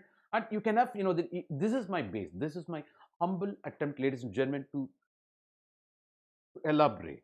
But you can try more after your exposure, ladies and gentlemen. This is my, with the blessings of the Almighty God, I felt, this is my humble attempt in front of you. You can, this is my foundation to you. You can walk more in that way. Ladies and gentlemen, you can move to the next level in that way. So, that I think, that when it comes to the whole ethics and integrity, ladies and gentlemen, the very, the basic understanding, of course, from lexicon, even Subbarao, that the Ramesh Arora and Second Administrative Reform Commission report, that you can go through, that to cover, of course, contributions of various thinkers, philosophers, social scientists, and different religions. You please all watch all my, previous videos, ladies and gentlemen. And that's already available part of Unacademy. And even, that the very platform variety of videos, this is Success Sampath interacting with you, ladies and gentlemen, welcoming you once again to Unacademy. Of course, that you had fantastic, that interaction with me. I believe, of course, that thanks for your passions. Hope I would have, with the blessings of God, hope I would have made your time worthwhile.